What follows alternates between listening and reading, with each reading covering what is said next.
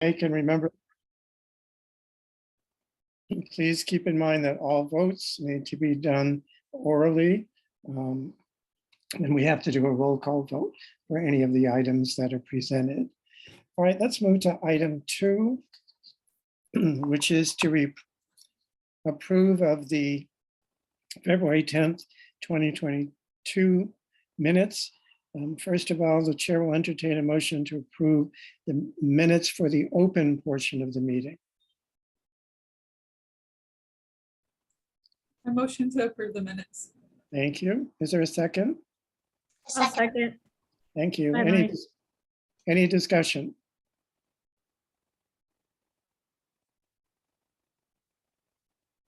All right, hearing no discussion. All those in favor of approval of the minutes as presented will indicate by saying aye as I do the roll call. Lonnie, Aye. Justina, Aye. Erin, Aye. Kailani, Aye. Ben, Aye. Peters, aye. Ollie, Aye. Sherilyn, Aye. Mari, Aye. Carrie, Aye. Melody, Approve. thank you. I'll move to accept the executive session minutes as presented, keeping in mind that they remain confidential and are not for public consumption. Is there a second? I'll second. Thank you. All right, we'll take a roll call vote since no one has indicated a need to make any changes. Lonnie, Aye. Justina, Aye. Erin, Aye. Kailani, Aye. Ben, Aye. I vote aye. Ollie, Aye. Sherilyn, Aye. Mari, Aye. Carrie, Aye. Melody. Aye. Okay, so the executive session minutes have also been approved as presented. The next item on the agenda is public comment. The chair will open up the floor to public comment. Please indicate in the chat if you wish to make a comment.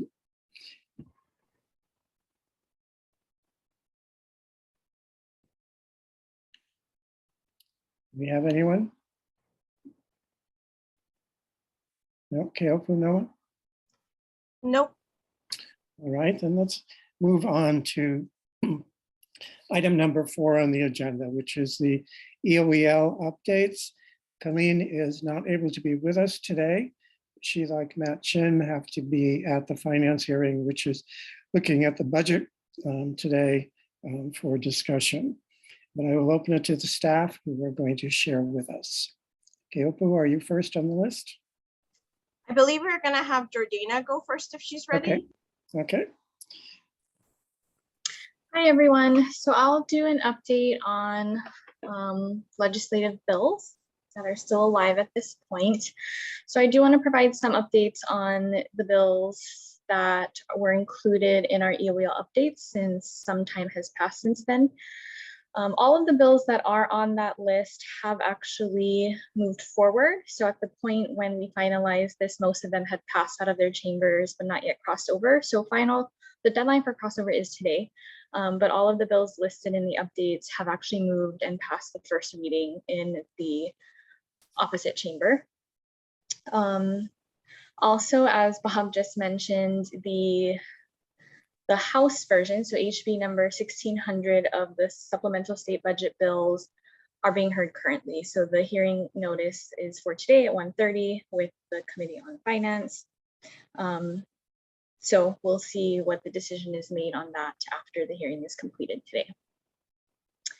Some other deadlines to note: tomorrow will be the concurrent resolution deadline. So all concurrent resolutions for either the House or Senate need to be introduced by tomorrow. We will do the same process that we did with bills. So once tomorrow is done, I will go ahead and pull a report, to review all resolutions that have been introduced, and we'll track any that pertain to the office or to the early learning field at large. For now, there are a few bills that I want to share with folks that have actually been introduced. So HCR 19, HR 17 urges the Department of Education to report to the legislature regarding the amount of public school space available to be used for preschool classrooms, and also to include the number of public school teachers certified to teach early childhood education. So there is clarification that this does pertain to the public school system. There is also a resolution, so it is SCR 34. This resolution requests the Early Learning Board to evaluate and report to the legislature regarding the board's composition and its charter, and to develop a strategic plan. And then there will also be a resolution likely introduced that will urge the Early Learning Board to formulate a roadmap for the purpose of implementing Act 46, and to report its progress through a working group and at regular board meetings. And I believe this will be introduced as a House concurrent resolution. I just pulled the report prior to the Early Learning Board meeting, and it has yet to be introduced, but again, the deadline is tomorrow. And then just wanted to add one, SCR 53 is a resolution that would designate September 2022 as Child Care Provider Appreciation Month. Any questions? We will spend some time discussing the resolutions during the leadership update. Anyone have any questions or comments for Jordana about her legislative update at this point?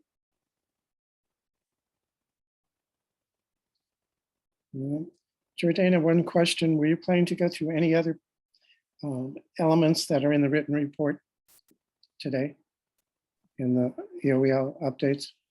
No, I believe Kyoko and Alohi will just be reporting on other. Okay. All right, just double checking. All right, then let's move on with the EOEL report updates. Oh, they're gonna take on other parts of the updates in the report? That's my understanding. Okay, Did you have a question about another part? yeah, so I'll hold it until that part. Okay, is that Alohi's part or? No, the public pre-K part. Okay, I don't know if we have somebody who can answer that question, but we can capture it and at least make sure that we can do something about it. All right. So what's our next move? Is it Keopu or Alohi? I'll go ahead. If you give me a second, I'll share my screen. Okay.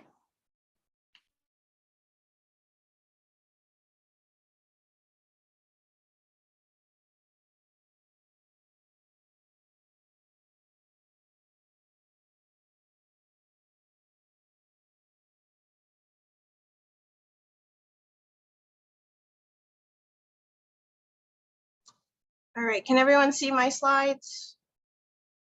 Okay, dokes, thank you. So I wanted to start by sharing regrets from, as Bob mentioned, Colleen's unable to lead this presentation as planned since she's attending the FIN hearing currently underway. But as also Bob mentioned, any feedback or questions that we get over this part of the presentation, we'll be happy to make sure it's captured and shared with her. And so speaking of legislative session, now that we're officially at first crossover, we thought it would be a good opportunity to recap some of the work that has been underway to move Act 46 forward. So our work over the last several months has been broken up essentially into 4 major categories, and I'll go over each in greater detail.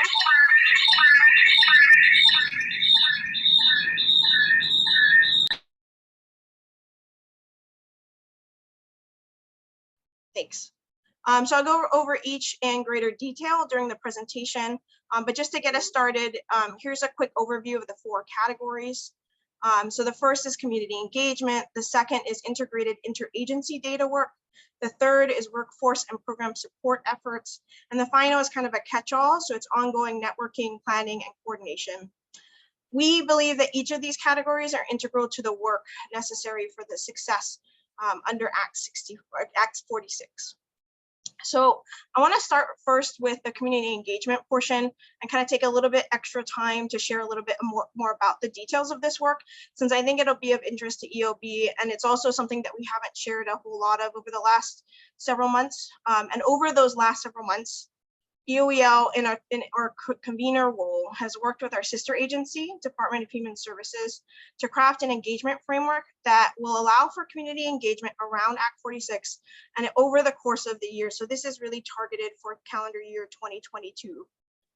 I think it'll be helpful context to start with some history of the conversations that we've been doing around this intentional community convening planning. So as many of you should remember, there were some early childhood community convenings last year in January and February of 2021, and those were put on pause during the session with the promise that we would restart them. My memory, at least, is that part of it was that it was to be restarted when folks had greater capacity, especially our government partners, since we're often juggling legislative session duties during the early part of the year. But over the summer and through the fall, as promised, EOEL and DHS did initiate conversations about restarting those community convenings, and we had a lot of productive conversations. But unfortunately, DHS and EOEL were balancing competing priorities. So for example, around that time, DHS was working on developing and moving forward ARPA stabilization funding. EOEL was preparing for budget requests, both of you, the board, as well as the governor's office. And so planning kind of had to take a little bit of a back burner as far as priorities go, because we had a little bit more time sensitive needs. But then November rolls around and we had Build Back Better on the horizon. And if you remember, Build Back Better had the significant potential to infuse funds into our early childhood system. And especially what we were very excited about was that it had the potential to infuse funds aligning work with Act 46. Another big component of Build Back Better is it required significant community input and engagement to go across different settings and across the birth through 5 continuum. So at that point, we saw the opportunity of Build Back Better as well as the needs of Act 46, and thought that we needed to move that community engagement efforts forward and move that up on our priority list.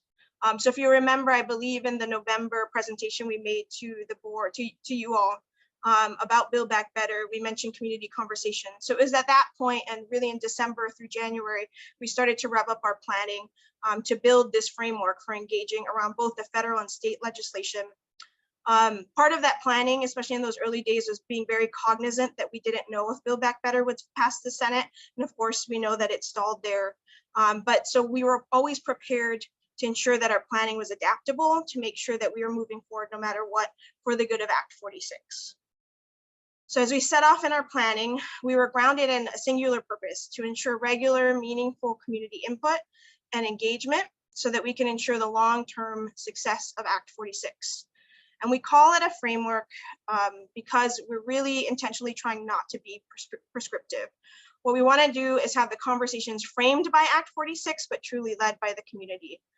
So we being EOEL, looked to fulfill our convener role in concert with DHS to gather our community for information gathering and information sharing so that we can move Acts 46 and 210 together.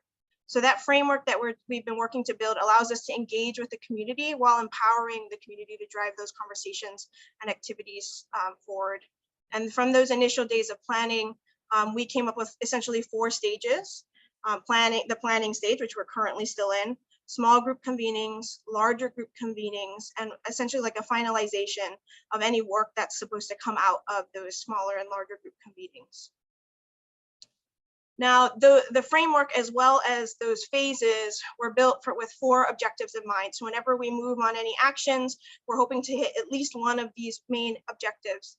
The first is to create opportunities for facilitated conversations with an intentional focus on bringing in voices that are often unable to join in those high-level conversations. So one prime example of that kind of stakeholder that's unable to join those high-level conversations are providers and community-based programs. So we want to make sure that we're including the very community members and stakeholders that we're going to need to help us achieve that expansion that the legislature envisioned. So we're in the work that we've done so far and will continue to do. We are trying to be intentionally inclusive to ensure representation across the sector as well as across the islands. The second main objective is to create an atmosphere where from all these conversations, we'll be able to start identifying state level policy proposals and any advocacy strategies that will need to go with them. So we know that Act 46 is going to take a lot of investments and policy works, and we'd like to create an environment where we're enabling stakeholders to help us identify and problem solve for all those things that we're going to have to do. The third objective is to improve the broader understanding of Acts 46 and 210. The reality is the two pieces of legislation are very complex and sweeping pieces of legislation, and they have numerous state agencies and stakeholders that have various responsibilities. And so through this engagement, we're looking to improve the community's overall knowledge about the acts and their complexity. And the purpose for that is really this thinking that this understanding is going to all help us better align and mobilize for all of the work we have ahead. And finally, the fourth goal is to expand on the support generally of anything to come out of the conversations. So, we're hoping that all of the conversations, both large and small, are going to be fruitful, and that we want to be intentional that as we move forward, we're building the momentum behind the good work that's going to come of it. And so we're focusing the engagement framework in one that builds and maintains momentum over time. So as we move forward beyond, those four main objectives, one thing that's always been at the foundation of our work is understanding that we are grounded in our early childhood state plan and the corresponding implementation plans. And so we recognize that any engagement efforts we do and anything to come of it should be not only aligned with, but derived from all of the great work that we've done as a community to build these existing plans. So we do have we recognize there's a lot of work ahead of us. And we've started to drive that work, to identify certain roles so that we can make sure we're continually moving forward, but also so we're aligning across the different conversations that are happening in our community. So planning and execution are being carried out primarily by what we've called the engagement team. And so far that's being led by myself and Alohi as our state plan project manager. We're also bringing on a dedicated DHS representative to our team. And then we're going to incorporate 1 to 2 community members. And that's really for the purpose of helping us connect better at that ground level, making sure that we are doing that intentional community gathering that we're hoping to do. I want to mention there's 2 other team members that we will definitely also fold in as time goes on. The first is our EOEO government affairs specialist, because we want to ensure that any conversations we have about Acts 46 and 210 and their nuances are accurate and complete. And Jordana will have that expertise, and we want to make sure we're bringing that into the fold. The second person that we're kind of holding space for is the ELB Act 46 and 210 coordinator. So we want to make sure that we're holding space so that they can be a part of this team to the extent that it makes sense for them. And then, so aside from the engagement team, there's so far two liaisons we've thought to make sure we name. These aren't like the only liaisons that we're open to, but these are the 2 that we could name at the forefront. And these 2, the liaison kind of roles are meant to bridge the gap between this engagement framework around Act 46 and any of the other important conversations that are underway or going to be underway in the community. So the first is a data work group liaison, and I'll touch on that in a little bit further down in the slides. And this person is essentially small group of people is essentially going to help us ensure that we have a bridge between larger data conversations that are integral for Act 46 and any community engagement we're doing. And the second liaison we've already identified as a workforce and program support liaison. So we're looking specifically to bridge the gap between ongoing work. We're thinking of things like the ECE3 grant program, as well as HCYC work that's been going on. So before I move off of the community engagement portion of the activities for Act 46 or categories for Act 46, I wanted to give a little bit of a snapshot over the next year.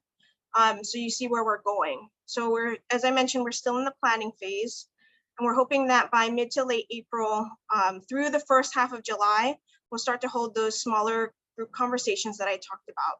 And from those group conversations, we're looking to gather information and interest that we'll use to inform those larger group convenings that'll take place July through November. And so we're hoping if all this works out that we'll have timing by the end of the year, gearing up for the legislative session, some finalized work or action items that'll come out of those bigger convenings and get us started on in 2023 session off to the right start. So we know there's a lot of work ahead of us with this. I know it's kind of an expansive framework, but we're hopeful, given everything going on, that the time is ripe for us to kind of really make good on the community engagement that we need for success with Act 46, as well as do it in a way that's going to be meaningful over the long term for our sector. So shifting gears a little from community engagement to the next category of activities for Act 46. And that next one is the data work group. So, EOEL knows that, or we're cognizant that we're going to need an integrated data system in the long term, not only for the success of Act 46, but also kind of for the benefit of all the work we do across the sector on behalf of young children and their families. So to that end, EOEL is taking the lead in its convener capacity to begin to convene stakeholders around all that, the data work group stuff that needs to be done. And we've begun initial conversations with Hawaii P20. We're looking for Hawaii P20 to help us with facilitation on this work. We'll give more updates on this front as they evolve. Some of those conversations, as I mentioned, we're kind of in the beginning stages. And so as those updates come up, we hope to come back to the board and provide more updates. The next category of work that is underway for EOEL is our partnerships focused on improving the workforce and program supports in early childhood care and education. As some of you know, EOEL's partnership with UH in the arena of professional development and workforce initiatives stem back to 2014, so several years now, and have been further solidified by a formal memorandum of understanding, MOU, between EOEL and UH College of Ed. And for several months now, EOEL and DHS have been meeting with and participating in the work of UH's ECE3 grant, as well as Hawaii Careers for Young Children, HCYC. So the work that they've been doing in the, with the folks that have been meeting has been pretty expansive, but we think it can be boiled down to two focuses or purposes. First, to work to build a knowledgeable and supported workforce, and second, to build supports for continuous quality improvement. Now, we also want to recognize that this work spans both private and public sector of early care and education. So that's why we thought it was integral to be working alongside all three of these entities in particular. And we're thankful for their partnership over the last several months. The final category is kind of, as I mentioned, a catch-all. And so we've called it ongoing networking, planning, and coordination. So there are three activities that I wanted to highlight in this category. The first is on this slide, planning for EOEL public pre-K expansion. So we put together a timeline so you can get a snapshot of what the next round of expansion is going to look like. As you can see, the work is ongoing.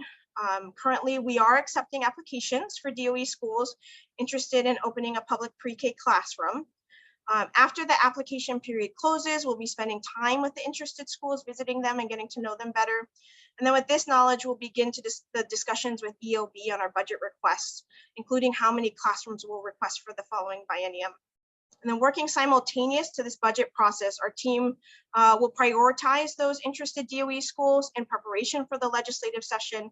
And then we'll go into the legislative session in 2023, working with legislators and really hoping that the economic climate is right for a request for new classrooms in the next legislative session. And so come May of next year, when the legislature has set its budget, that's when we hope to notify schools how many and which classrooms will be set to open in the subsequent biennium. As is customary with our public pre-K program, we'll start the first year of the biennium with the induction program, slating new classrooms to open in school year 2024-2025. The other two activities we wanted to highlight in this final category are FCILs and our stipend program. So the first is our work to reestablish and eventually expand our publicly funded family-child interaction learning programs, FCILs.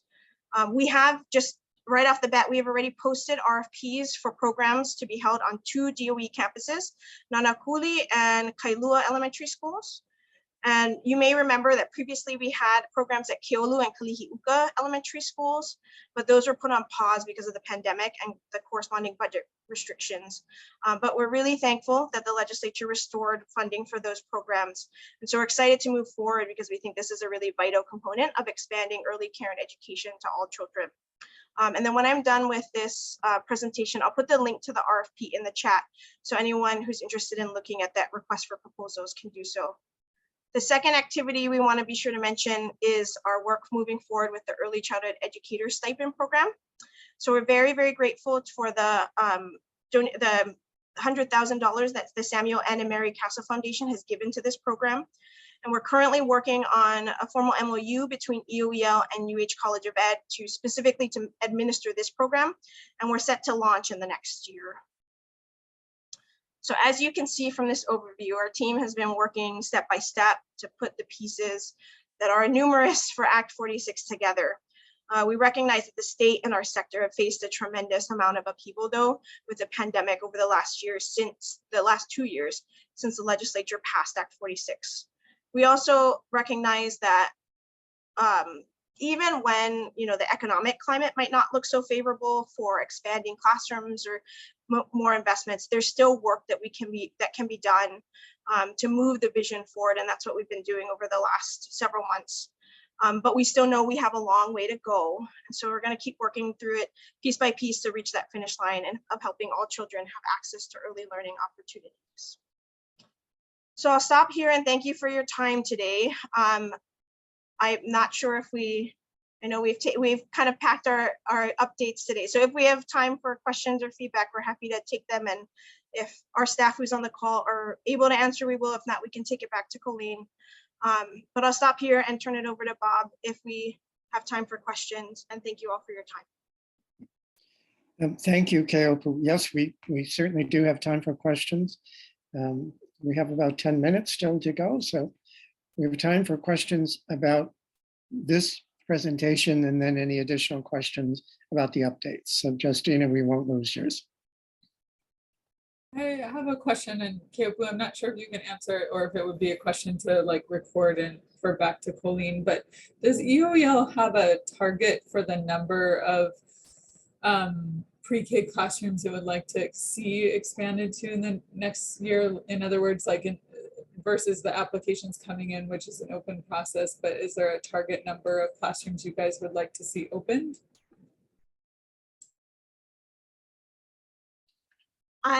I don't know, but if Jordana knows. If not, I'm writing down the question as we. I think Jordana, can you answer that?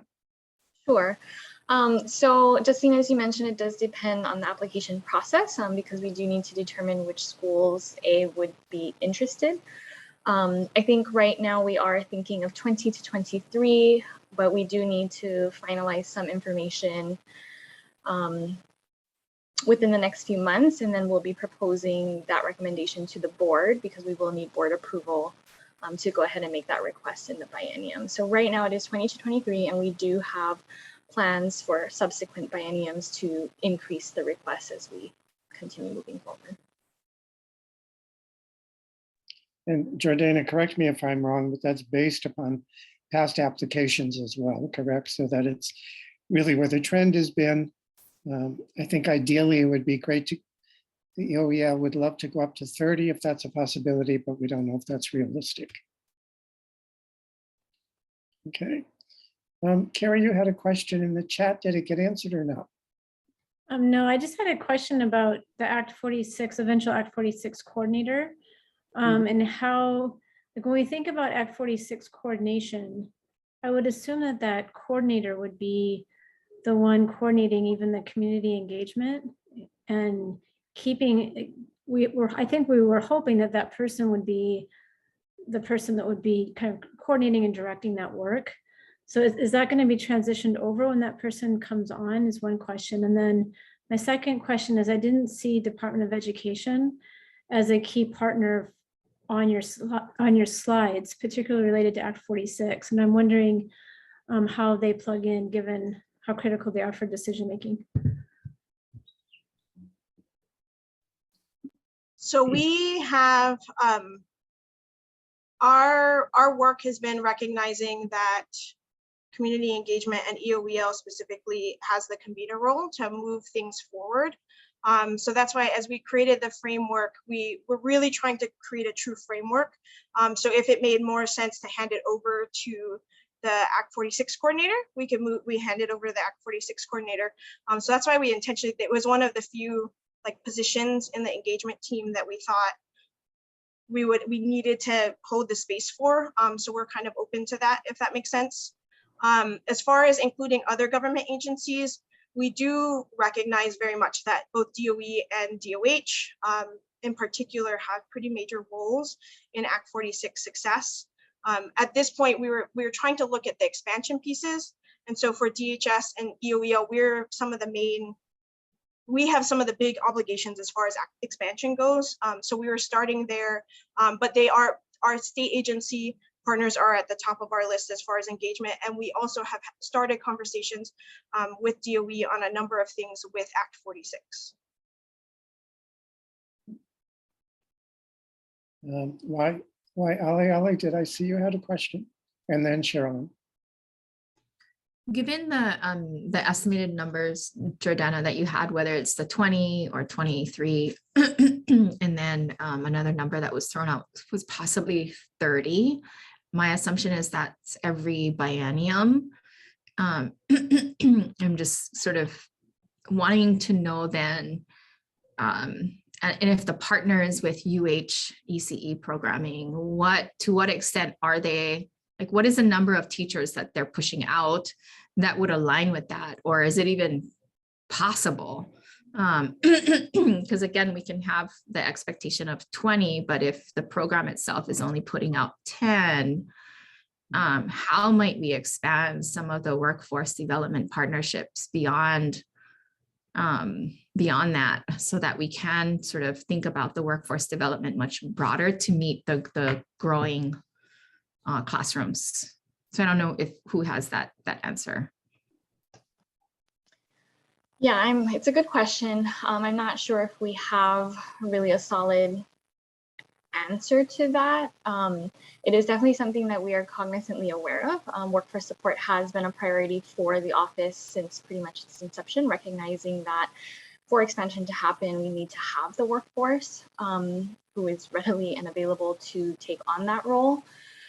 That is the reason why we had the legislative proposal, I believe back in session 2020 for the Early Childhood Educator Stipend Program, right? That was one policy method that would help support enhancing the field and the workforce in that capacity. So there are other ways that we can definitely explore that. And those are conversations that we'd like to start having, especially as we're gearing up for the next biennium and subsequent bienniums after that. Workforce support will always be, I think, a priority of the offices.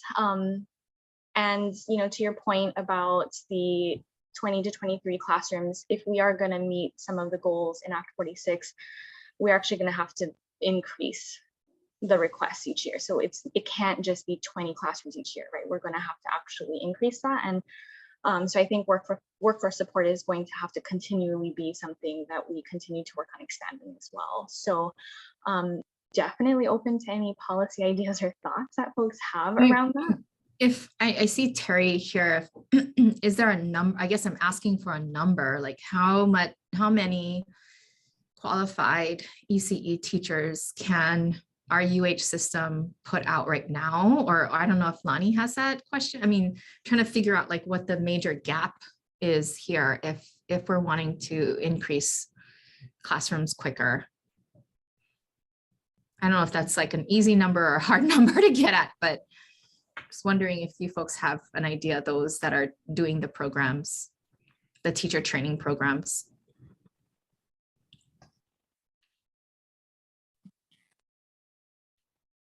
I'm not sure if Terry has an answer, but I think we can definitely take that question back to Colleen, if anything, and let folks know later.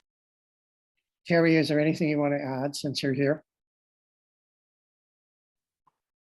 So just to give you a number, so we have a couple of, more than, when you look across the UH system, we have about 3 bachelor level ECE programs. And also we are doing a new one that's coming on board in a couple years. And we're also working with Chaminade as we work on the ECE3 grant. So I would say part of the issue too is we have graduates. We can fill those positions. However, one of the things that we have to do is really work with trying to direct our graduates to those positions. So we have to figure out how we can do that in a more deliberate way, because our graduates can actually work within the pre-K to third space within SPED, as well as general education. They can also work with a dual degree. If they get a dual degree, they can also go to K6. So oftentimes we got to figure out, this is something I've been talking to Colleen about and Lauren for a number of years, is we have to figure out how to direct them and even have a clear understanding with the programs about where those openings are. So yes, we could fill those. Okay, this is a discussion that's going to take much more time than we have here today. So let's put this on our agenda as part of the outcome, that we need to have more conversation around the issue of the expansion of classrooms in relationship to the availability of qualified certified workforce. We will keep that. But I do want, Sherilyn, I promised you an opportunity, and then we really do need to move on to the agenda after that. Anybody who has a question wants to put it in the chat, we can capture it from the chat and make sure we follow up. I Sherilyn? have a very short, simple question. Actually, I just wanted clarification on the FCIL. You mentioned that there was an RFP for 2 sites. And I was wondering if we were able to, is this an expansion in addition to the ones that were closed last year, or is it replacing? I believe it is replacing, but Jordana, can you confirm for me?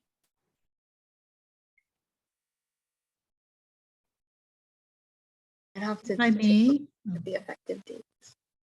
if I may, it would be replacing, because the contracts for the previous 2 sites are plow.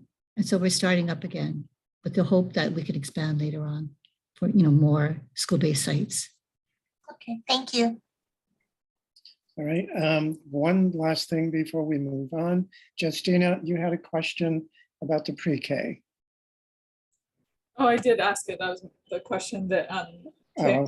Keopu and Jordana said that they would note for Colleen. Okay, thank you. All right, we're going to move to the next item on the agenda, which is an Early Childhood Action Strategies Network project update.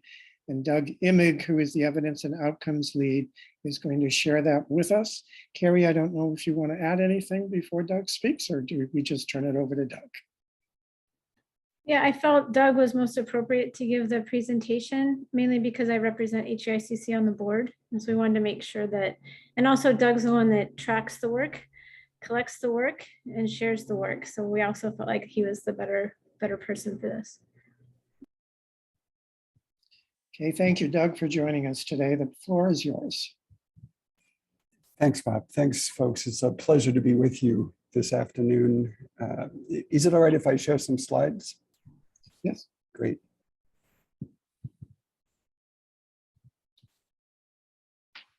So did that bring up the slide? Not a kitty with a bowl of spaghetti on his head or something? Yeah, good. Okay. So it's a pleasure to be among so many folks who are actually doing the work that I'm reporting on today. As everyone on this call knows, Early Childhood Action Strategy is a collaborative effort to bring together governmental and non-governmental partners in order to pursue 4 goals.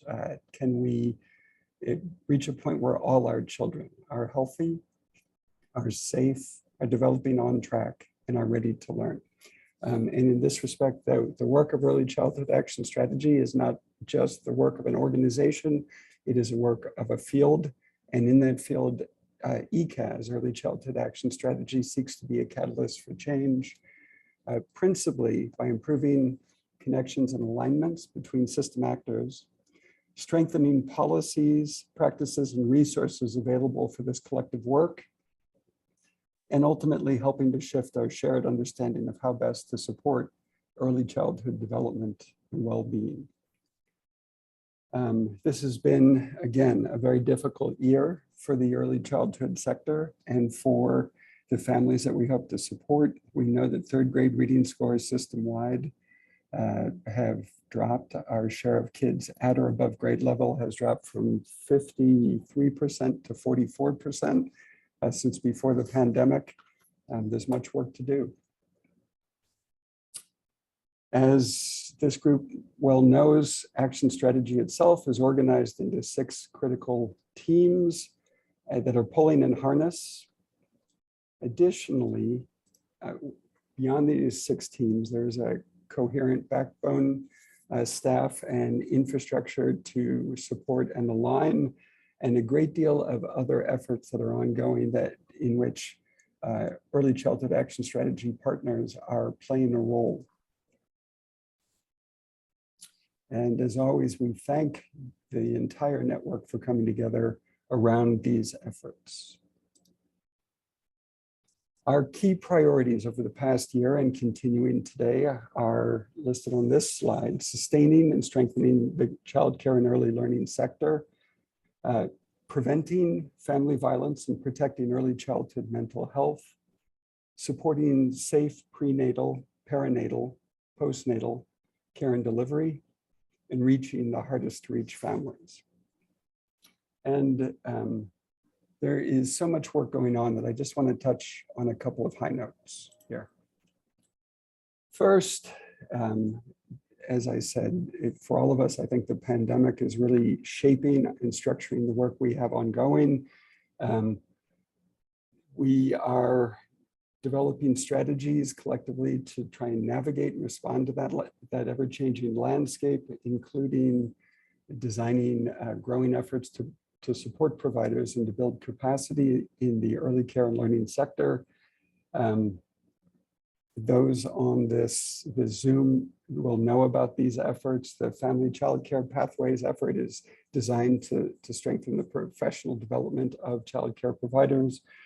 The Ka-Upena Shared Services effort is designed to provide back-end shared service support for family child care providers. And the comprehensive system of personnel development work is focused very much, as Keopu pointed out, on the need to strengthen and professionalize our early childhood workforce. Additionally, much of the ECAS work is focused on addressing disparities in access and in outcomes. Some highlights of that work: the efforts underway to support safe perinatal care and delivery, bringing care to where it's most needed to families who may be homeless, who may be unable to travel to existing medical facilities, building a partnership to offer a peer perinatal support program for mothers who have substance use issues, strengthening the likelihood that they'll be able to stay with their kids and stop their substance use. And let's see. And then in terms of securing the well-being of families with young children, a couple of key issues over the past year. We have worked with Nest and Nest partners to expand their two-way texting platform, are working to expand access to breastfeeding support statewide, and working with Family Hui and other partners statewide in order to expand the early language and literacy intervention efforts through LINA, which combine both family attachment and early language development efforts. Additionally, we are working on efforts to prevent family violence, again, in partnership with many, many other actors. This work includes the design of a strengths-based framework for understanding how we might best sort of change the entire conversation statewide around family safety. There is a website that's been launched, nurturedaily.org, which we encourage everyone to visit, to use, to share, and to give us feedback on how we might strengthen. You may have seen some public service announcements on TV stressing the importance of spending 7 minutes a day in play and the value of that effort in building strong serve and return, conversational duet type relationships between adults and children and between partners in a family. We, over the past year, have done some direct to family service provision efforts as well.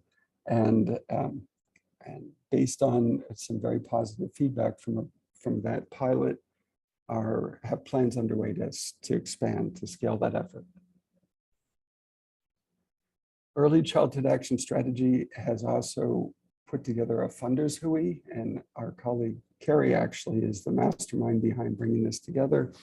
And the funders hui is working to align their efforts around how best to support developments in this space in order to strengthen families and to ensure that children are on the strongest possible track.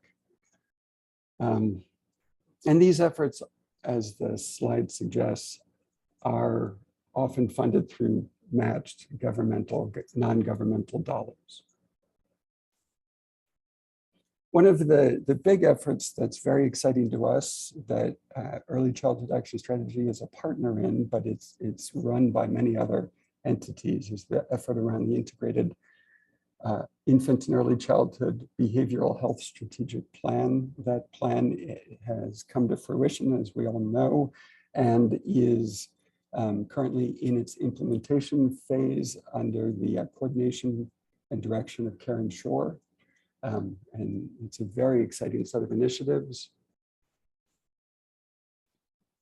Additionally, I think one of the key lessons that we've all taken from the last 2+ years is that our current systems for collecting and understanding how kids are doing and how our responses are making a difference is severely limited. And so one of the things that we have put a great deal of effort into over the past, during that same period of time, is trying to strengthen our understanding. Where are children? How are they doing? How might we best support their needs and the needs of their families? And so that work is ongoing. The picture in the bottom left here is of a provider dashboard that can be accessed through the ECAS website.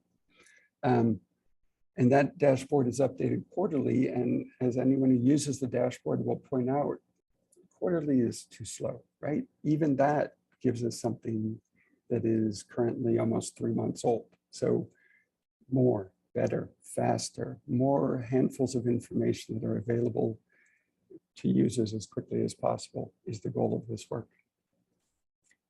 And again, as we all know, and as Jordana just alluded to, much of what needs to happen in order to build strong systems of support for kids needs to happen at the governmental level. Certainly, children live in families, but their well-being is affected by the decisions made, not just by families, but also by governments, by nonprofits, etc. So Early Childhood Action Strategy with partners has put together a policy team. I thank many of the folks on this call for participating in those efforts, sharing them now. And we are delighted to be working in partnership with you to try and move forward an agenda which values children. The Commit to Keiki effort, again, if it's unfamiliar to anyone, this is a very interesting effort modeled after California's Choose Children campaign by holding a space which is intentionally nonpartisan. It is an educational effort to engage all candidates for elected office, currently working with candidates for the governorship in conversations about how they will prioritize young children when in office. And our experience on these calls has been that candidates are grateful for the chance to talk about these issues, and by giving them a set of questions and a set of possible things to think about, it's remarkable how amenable they are to trying to talk about how they will raise the agenda or raise the well-being of children on their agenda. And again, this is one that Carrie can speak to more than me. And finally, all of these touchstones that I've mentioned can be accessed in much greater depth through other materials that are available on our website. We will share these slides. All of the links in the slides are live and will allow you to pursue any of these topics at greater length. Thank you so much.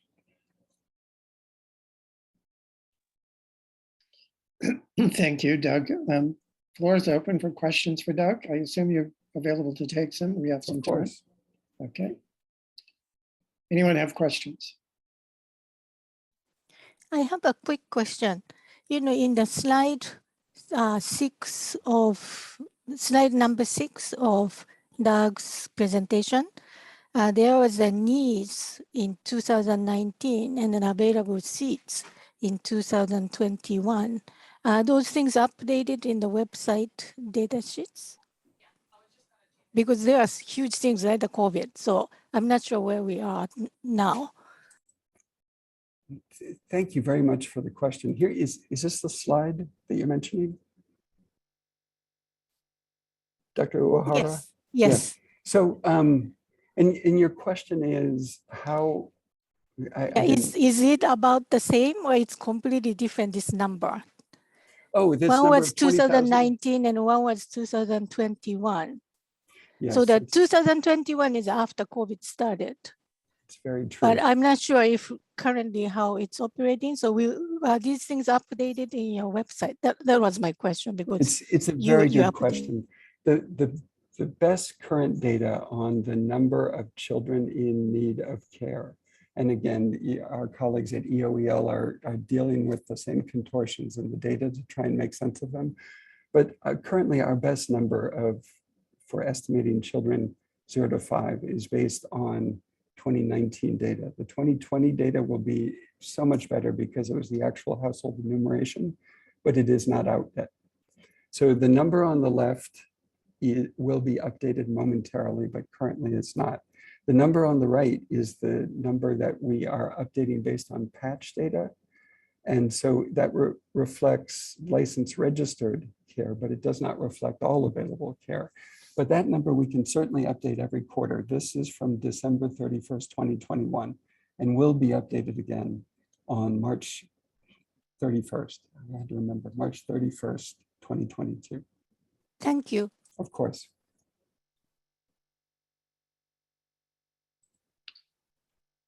Are there any other questions for Doug?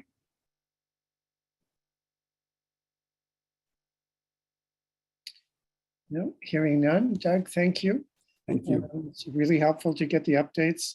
We certainly appreciate the invested work that ECAS continues to do and the breadth at which it reaches the community in engaging partners. So thank you for that. It's exciting to hear what's happening. Let's move to item number 6, which is a report from the Department of Health on the Healthy Kids, Healthy Futures Nemours Children's Health Grant. And I'll turn to Keiko to introduce this portion of the meeting. Keiko? Thank you. Yes, the department would like to update the Early Learning Board on some of its efforts to keep Keiki healthy. And our Children Use Specialist, Jordan Smith from our Chronic Disease Prevention Public Health Promotion Division will be sharing a presentation. Jordan, did you want to go ahead? Yes, I can. Thank you, Keiko. Can everyone hear me okay? Fabulous. I will next share my screen and the obligatory, can you see my screen okay? Okay, fabulous. All right. Aloha, Chair Peters and the Early Learning Board members. I really appreciate the opportunity to speak with you all today. As Keiko said, my name is Jordan, and I'm the Child and Youth Specialist at the Hawaii Department of Health in the Chronic Disease Prevention and Health Promotion Division. And so I'm here with you today to provide a broad overview of the department's work around childhood obesity prevention, share about the state's recent selection by Nemours Children's Health to be a Healthy Kids, Healthy Future state, and end with a hopefully inspiring call to action. And so just providing a broad overview, the Chronic Disease Prevention and Health Promotion Division, or CDP-HPD for short, strives to promote wellness and improve the quality and years of life for Hawaii's people through effective prevention, detection, and management of chronic diseases. And our running joke is that if we're doing our job well in preventing chronic disease, that no one even knows that we exist. And so under the primary prevention branch, you'll find the Physical Activity and Nutrition Office, which houses our school health and ECE, or Early Care and Education team. My counterpart focuses on K through 12 and higher education, and I focus on embedding physical activity and nutrition best practices into our ECE system and settings, which includes increasing opportunities for healthy eating and physical activity. And I definitely think I got the better half of the deal with that one. And so I know I'm preaching to the choir right now, since everyone on this call knows just how important the first 5 years of a child's life are to the child's lifelong health, well-being, and development. No other setting outside of the home rivals the reach that ECE has for young children with respect to food and drink intake and opportunities for and encouragement of physical activity, screen time limitations, and the development of lifelong healthy habits. And multiple studies have illustrated that the younger a child becomes overweight or obese, the higher the likelihood that they will be overweight or obese into adolescence and adulthood. This comes with its own short and long-term impacts on our keiki, their families, and our community. We can see in the data that this implication is occurring in real time in Hawaii. From 9.6% of 2 to 4-year-old keiki participating in WIC being reported as obese, to 42% of adults, obesity rates continue to increase as we move across the lifespan. And we know that the most costly chronic diseases, diabetes, heart disease, and depression, have their roots in early childhood. And so if we want to talk about preventing chronic disease and promoting health, it doesn't start with eating better or exercising when we are 30 or 40 years old. Although legally, I have to say it is never too late to start. But this conversation really starts prenatally and extends into the early childhood years. You will see on the screen the physical activity and nutrition best practices I have mentioned in this presentation. ECE providers, programs, and stakeholders have been convening, discussing, and embedding physical activity and nutrition best practices into Hawaii's ECE systems and settings for years. This work is not new. The goal is to provide coordination and support at the program level and the systems level so that these efforts and best practices are adequately funded and implemented in ways that are culturally appropriate, equitable, and consistent.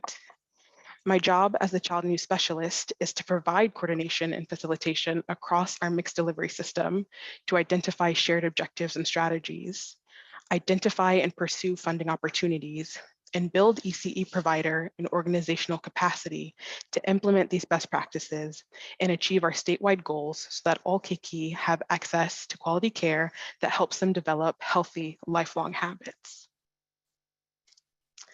And that's why I'm super excited to share that Hawaii has been selected as a Healthy Kids, Healthy Future state by Nemours Children's Health for the final year and a half of their technical assistance program through July 31st, 2023. So Healthy Kids, Healthy Futures provides technical assistance, tools and resources, and financial support to embed healthy eating and physical activity standards into state ECE systems and settings. ECE systems include things like professional development offerings for providers, the Child and Adult Care Food Program, recognition programs, and child care licensing. So Nemours and the Department of Health use the CDC's spectrum of opportunities as the guiding framework for state level efforts. Whether we want to strengthen our licensing and administrative rules, create professional development opportunities, expand our technical assistance network, or engage more providers in farm to ECE, Hawaii stakeholders have the autonomy to utilize this framework to embed physical activity and nutrition best practices in the ways that best reflect our shared goals, priorities, and capacity. And no matter which opportunities we seek to focus on, partnership and equity must be at the center to create sustainable and informed programs and policies that reach across our mixed delivery system. So what does this work look like? Well, we are joining a cohort of states, and here's an example, and here are some of the other TAP states and the work that they have executed. So this looks like developing a voluntary recognition program that provides technical assistance and incentives to ECE providers to implement these best practices. Promoting and incentivizing participation in CACFP, the Child and Adult Care Food Program, and using CACFP as a vehicle to help providers procure local foods and participate in farm to ECE. Establishing learning collaboratives that connect providers to each other to share and enhance their knowledge while learning from one another what works best here in Hawaii.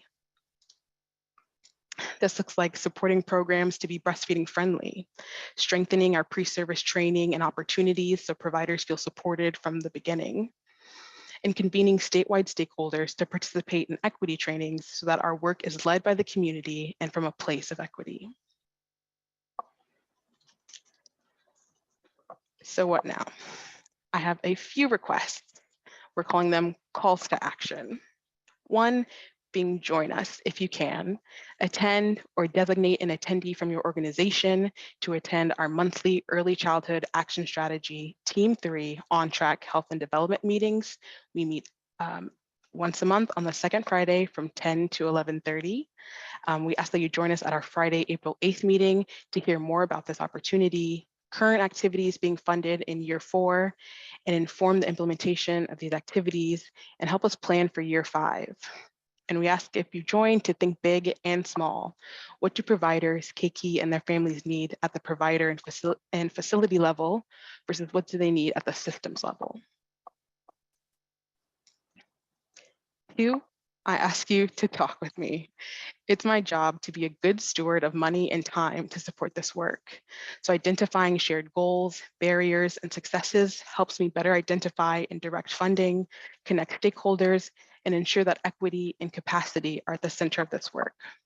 In the chat, I'll put a link to my Calendly, and you can schedule a 30 or 60-minute meeting with me. We talk story and share more about this opportunity.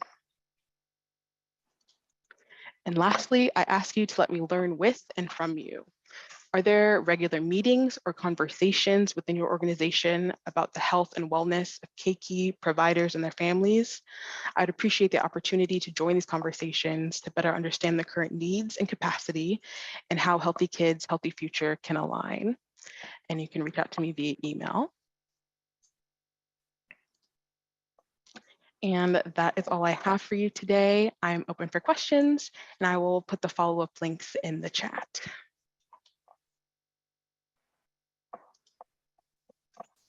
That's an interesting way to end one's presentation, Jordan. Thank you. Questions for Jordan or comments?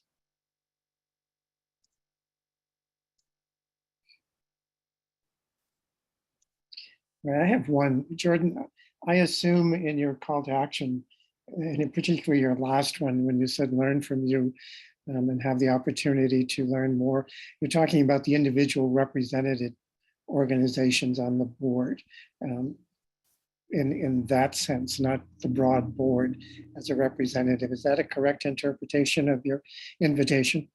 Yes, that's a correct interpretation, and thank you for allowing me to clarify. Yes, individual organizations, right? We have our wonderful mixed delivery systems, so we need to have those kind of one-on-one conversations, right? If we want to reach FCILs, FCCs, center-based care, we know we need to be involved in those nuanced conversations. Are there other ways people can find out more about what's happening?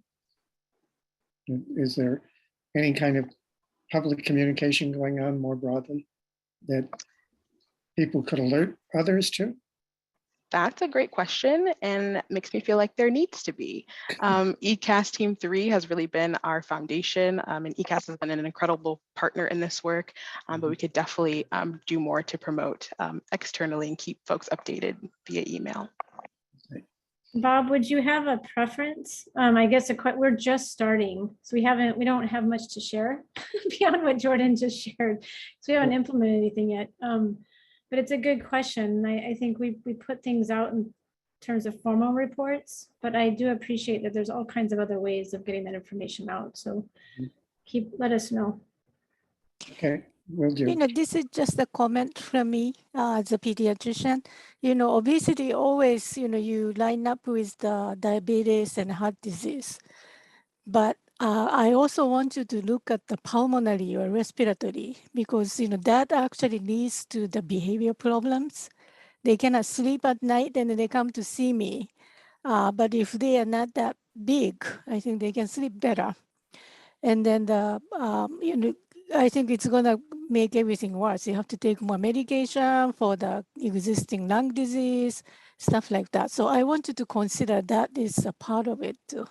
We kind of been seeing a lot, especially throughout the COVID, the growth chart, the weight is just exponentially increasing some of the kids. And then I have a lot of concerns. I'm not a pulmonologist, but the kids who come to see me, they are having harder time. Thank you. Thank you. Thank you so much for sharing that. And I did put the call to action in the chat as well. So I would love to set up a 30 or 60-minute meeting and hear more about your work and what you've been experiencing. All right, any additional comments or questions for Jordan? If not, thank you for joining us and sharing, Jordan. Your call to action will, of course, be reflected in the minutes, so there'll be another place where it can be circulated information-wise. Remember, Jordan has offered personal invitations as not only to meet with her to talk further about it, but to share what your own organizations are doing. That was the other part of it. Keiko, anything you wish to add or update in addition to Jordan's presentation today? No, thank you. I'll do my updates, departmental updates later at the end. Thank you. Okay, thank you. We'll now move to the subcommittee reports. We have two subcommittees who have reports to share with you today. Each of them has related actions to be taken. The first is capacity and resources. At the last meeting, the committee shared with us a proposal which we were asked to review, but come back at this meeting to take action on, and with a particular focus on constituting the, that should read SIP subcommittee, sorry. I will turn it over to Sherilyn and Aaron from the Capacity and Resources Committee to guide us through this conversation. Okay, aloha everyone. Thank you very much for the time to have this discussion. We met with the Capacity and Resources Committee, and we discussed kind of at length what our role is, as well as kind of what some other roles are. And what we would like to request is that the Strategic Implementation Subcommittee be constituted as it was approved last year, so that we can be filled with ELB members as well as additional community members. We do believe that this will answer the need for EOEL to have a venue to discuss challenges that are currently happening during the implementation of the various SIPs. This subcommittee could also serve as a champion for the Access to More Resources SIP that identifies ELB as a champion. We did take a closer look at the Act 46 and 210 coordinator position, and that position focuses more on the access to more seats, which is a very valuable and important thing, but it is not the full continuum and encompass the full continuum of early childhood. And so in addition, as we took a look at the position, we came to realize that the position is temporary and is therefore only appropriated until 2023. which does not allow for the sustainability of effort that a committee could offer. So we did also discuss if we had the ability to take on the role of take on all of these roles.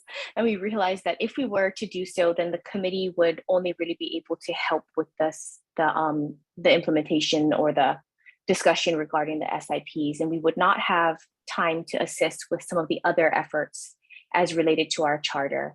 So we are asking that the ELB does stand up the SIP subcommittee or the SIS so that we can kind of work together in tandem, and we would, the capacity and resources subcommittee would then be able to really focus on its charter of supporting the work that's beyond public pre-K. I think that's all we wanted to share. But if Sherilyn or anyone else from the subcommittee would like to add, please do. But if not, any questions?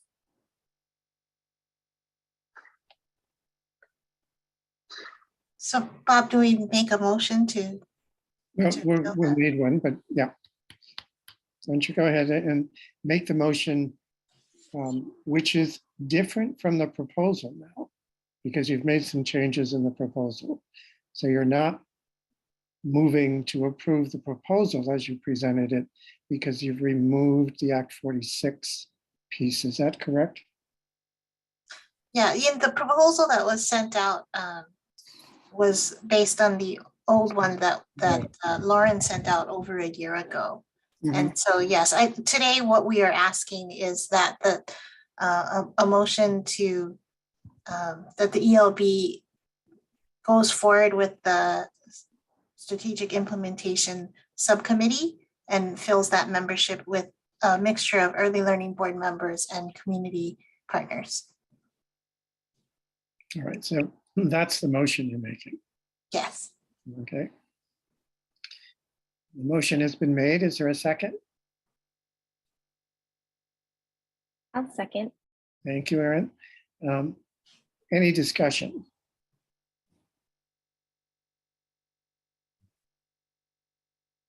I have a question. Mhm. Erin and Sherilyn, I was wondering if in the discussion about capacity with this group, if Act 46 piece doesn't sit there, did you guys have any conversations about maybe where that does happen within the board? I guess because I was coming into this meeting prepared, like having read the EOEL recommendations about how it's included. And so I'm trying to make this brain shift a little bit about where, if it's removed, what does that mean for us as a board? I don't think the answer is that it's fully removed. We just see that the Act 46 210 coordinator is really focused on one aspect of the strategic implementation plan and not all of them. And so therefore I think we discussed at our last meeting in thinking that that person would kind of help lead the SIS, and that's not the case because the position description really is focused on only one plan. And there's 6 of them. So it's not to remove them completely, but that it's bigger than that. So does that help?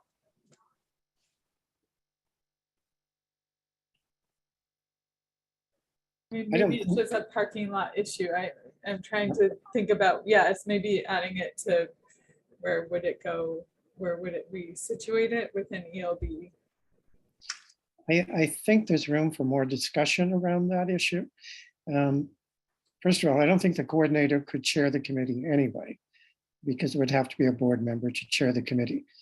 So that isn't an interfering issue, particularly for participation of the coordinator on that committee, or to have the coordination be a part of the total picture. What I'm hearing Sherilyn and Erin say they wouldn't want it narrowly focused there, but that they would want to be sure that we were talking about the full scope of the SIP, correct? Mm-hmm. Which expansion is included in that scope? Yes, but it's only one SIP out of the 6. I am frankly wondering if there needs to be a second look at the SIP charter by the governance committee. I'm sorry, why Ali, I keep giving your committee extra work all the time. But I do think it's worth taking a look at. If the board approves standing up this committee, that we get some real clarity around what actually it's going to be doing and what its scope of authority will be as it works through.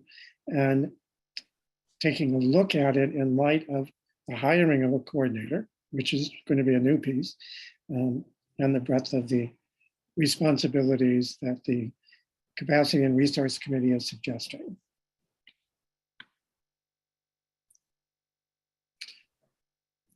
Why, Ali, is that something that your committee could take on? Okay, thank you.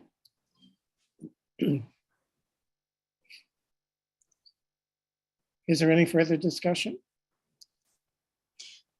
Is that that charge to the governance subcommittee? Does that do you want that to happen before a SIS committee is stood up? We could approve of constituting it and ask the governance subcommittee to review its responsibilities. Okay, Okay, thank you. that gets at what you're really wanting. You want this committee to be built, right? Yes. All right, so why don't you, if you remove your motion, we can propose a second one that it combines both of those elements. Okay, I removed the motion to, Right? yeah.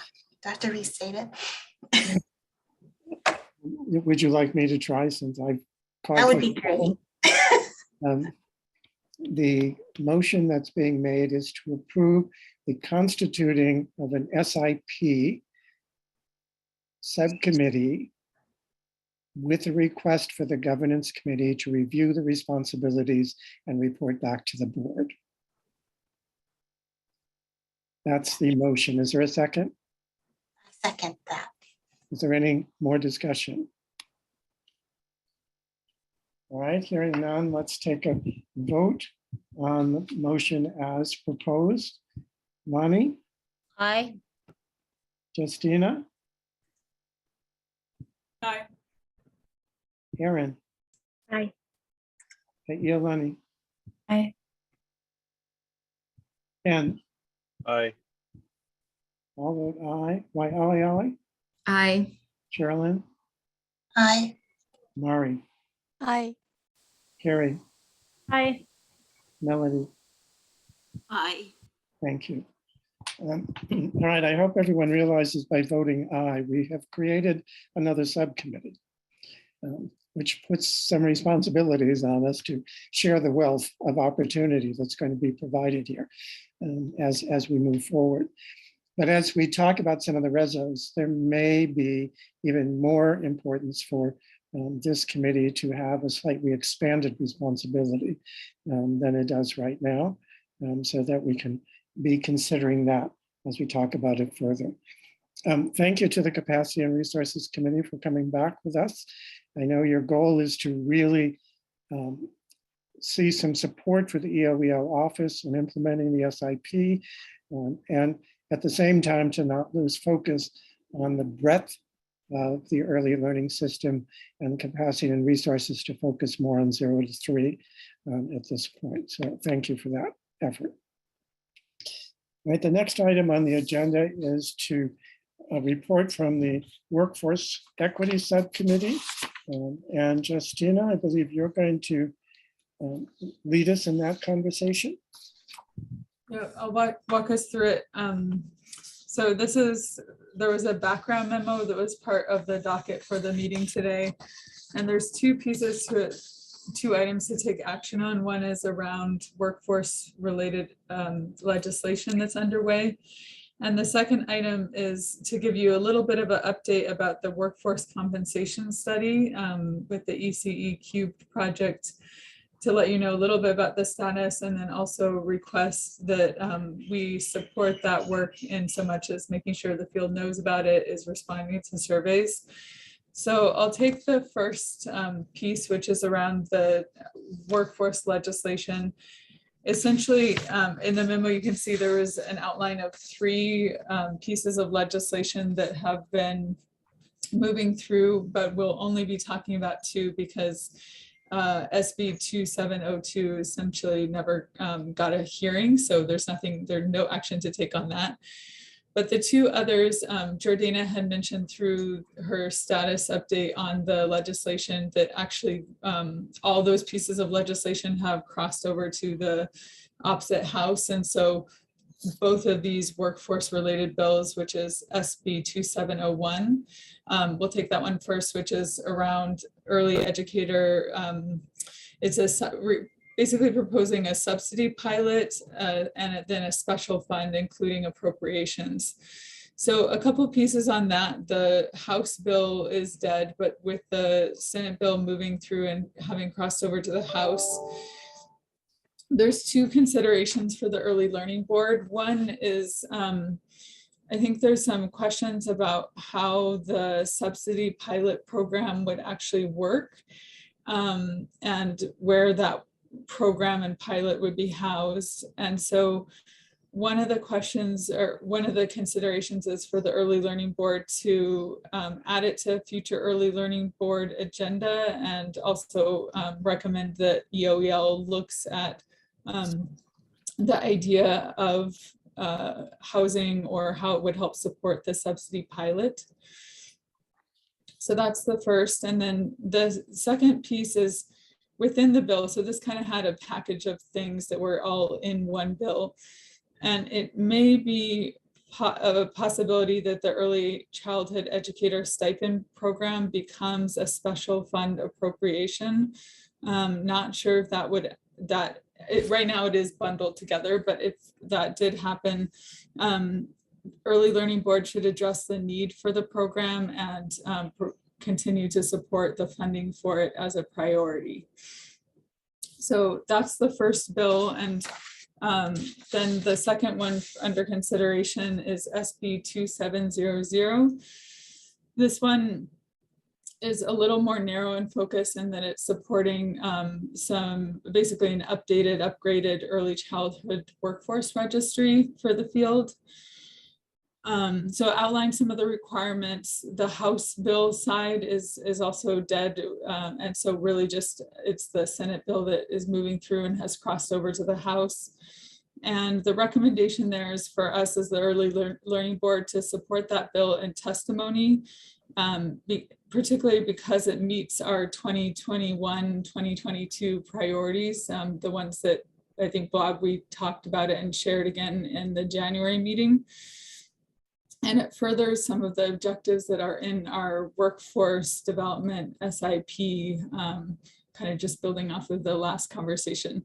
So those are the 2 pieces that we're asking for in action for the first item that's in the memo. We'll come back to the actual motions. So, but I kind of wanted to make sure we did the update part first. And so if you guys have any questions, I think we could, let me finish the update and then we can go for any questions and then the motion.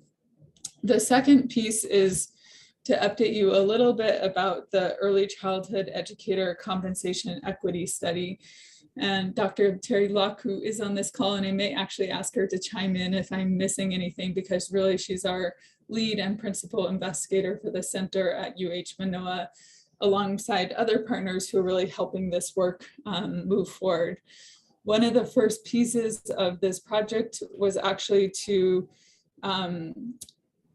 do a study, and they've hired now RAND Corporation to work on a study looking at compensation in our early care and learning workforce, to look at things like what could be a compensation model, what kind of wage scales and benefits are our current workforce receiving, and what are some potential methods that we could use to actually create better opportunities around pay and compensation in our workforce. So they started their work in November. Rand Corporation started their work in November of 2021. And right now they're in the much more active phase, at least externally, we'll kind of see more active in our field. They've looked at existing data sources that we have. They're also just nearly final on the planning and the planning around the workforce survey that would go out into the field. And they're also working on the interviews and focus group protocols so that they can get a deeper set of information from our field. And the last piece is finalizing some of the outreach material. In May, there's going to be an opportunity. So some of that work will be underway and may have already actually gone out. You may have colleagues who've received requests to participate in the surveys. And then in May, there's going to be an opportunity to help and work with developing a plan, looking at a compensation model and different financing strategies that could work here in Hawaii. The look is, it's not just at wages, but also what other benefits and working conditions could be of value for early childhood educators and the workforce here in Hawaii. So that's a little bit of the update, and Terry can chime in definitely with more information if I shortchange the update. But the request that's associated with that is we're asking that our early learning board, we support the workforce compensation study that's underway and outreach to fellow colleagues in our early childhood field to encourage their participation in the survey so that we really get an adequate sample and results so we can best understand compensation issues that are happening in the field. So let me pause there. Terry, do you want to chime in with anything else I may have missed on that one? No, Justina, you did a great job in clarifying where we are. So the a letter that, there's a letter that's gone out this week that a letter from me about the project, and then an FAQ, set of FAQs, which describes how center-based directors and licensed center-based directors, as well as family child care providers, regulated family child care providers, can participate in the survey, but there are also going to be focus groups with different kind of different groupings of focus groups, along with current and prospective student and expert interviews. So that's coming up after the survey. This first round of survey instruments have gone out. I think so. That has gone out this week, and if you hear of it, yes, encourage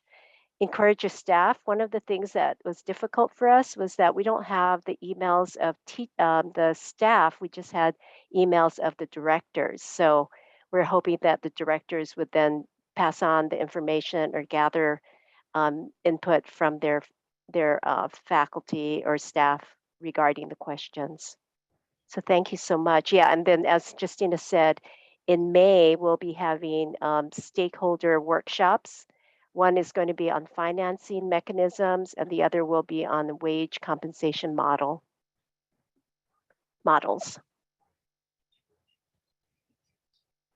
Thanks, Terry.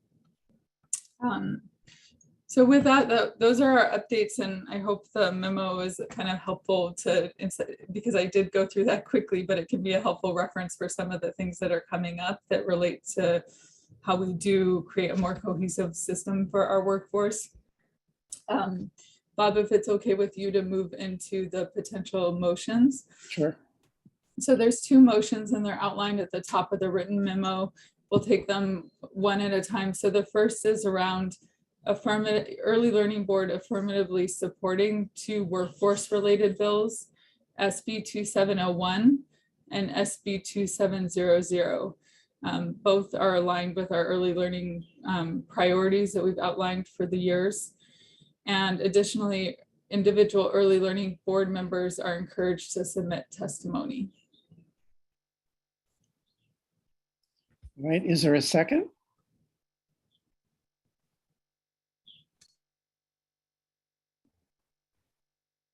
I'll second. I'll second. Thank you.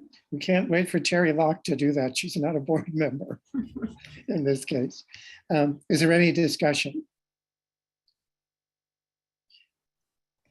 I was wondering for specific to SB 2700, if there, I guess, you know, if we're talking about how it's going to work for the other bill, I think, I don't know if there's been any thought about how that's going to affect the providers, you know, in terms of how they're going to have to report or what, you know, in that paper process and all of that. So I just wanted to see if there was any thoughts on that from anyone.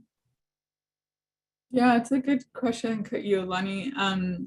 From what I understand, currently we actually do have a workforce registry that is mandatory for participation with some level of information. What we're trying to do, or what the intent of the bill is, basically to get more relevant information from the field. So right now they are required to collect some level of information.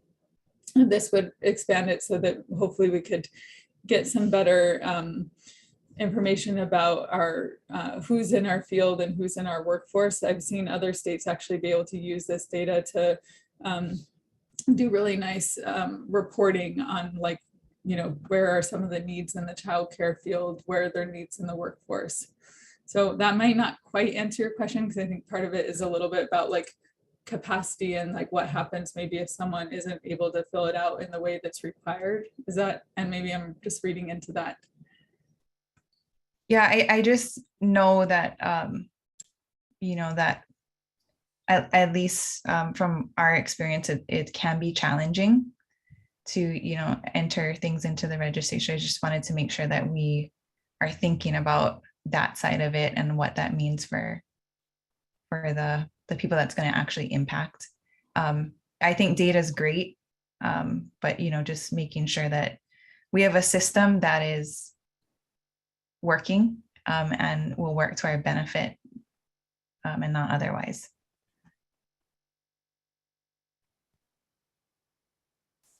Great, thanks. Well, I've noted that comment down so we can send it back to folks. Hey, Yolani.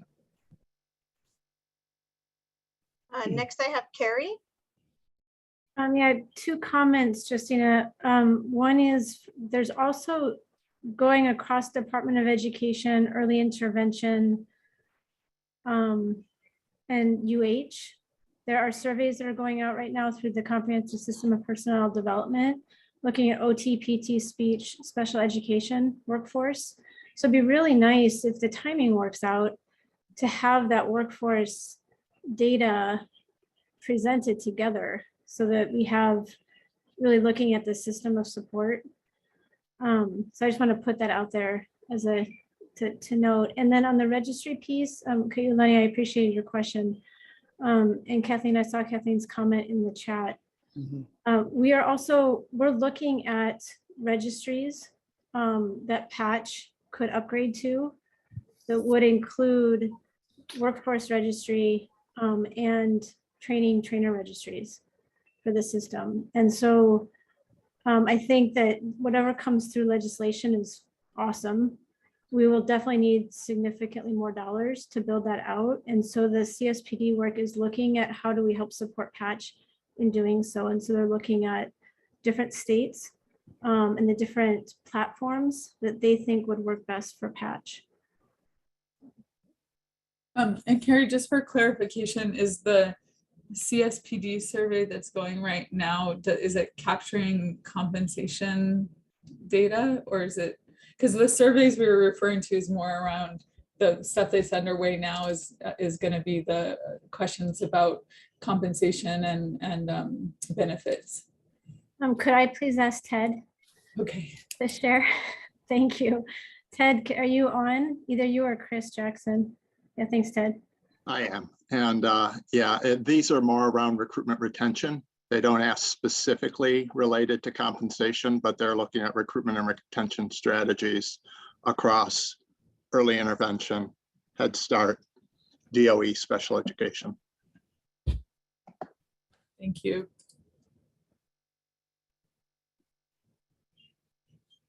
And then next I have Bob. Thank you, Keopu. This isn't a question about the bill per se, but the recommendations you made related to it, Justina, and particularly one of the explore the idea of EL management with subsidy pilot program and SB 2701. I'm wondering how that could be done since DHS is the identified party agency to be doing this, and it's related to child care workers. Is there some change occurring in the bill as it moves through? That is a good question. I think some of it had to do with what agency might have the capacity to take on a pilot like this. So it was a question of it's still worth looking at for a pilot, even if I think you're right that DHS is the main body that has overseen the subsidy piece, but could EOEL or ELB play a role if that was an appropriate role or a role that DHS was interested in taking on? Okay, so it's not part of the bill. I mean, I hadn't noticed it in the version of the bill I read. I just wanted to be sure I wasn't missing something. So this would be a conversation for us to have about this bill, if it should be passed, or because it specifically charges DHS.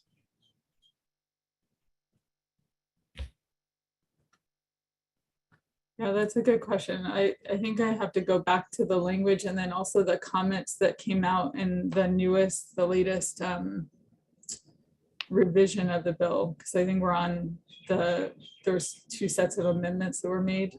Right. I didn't see that change. I did go look today because I wondered.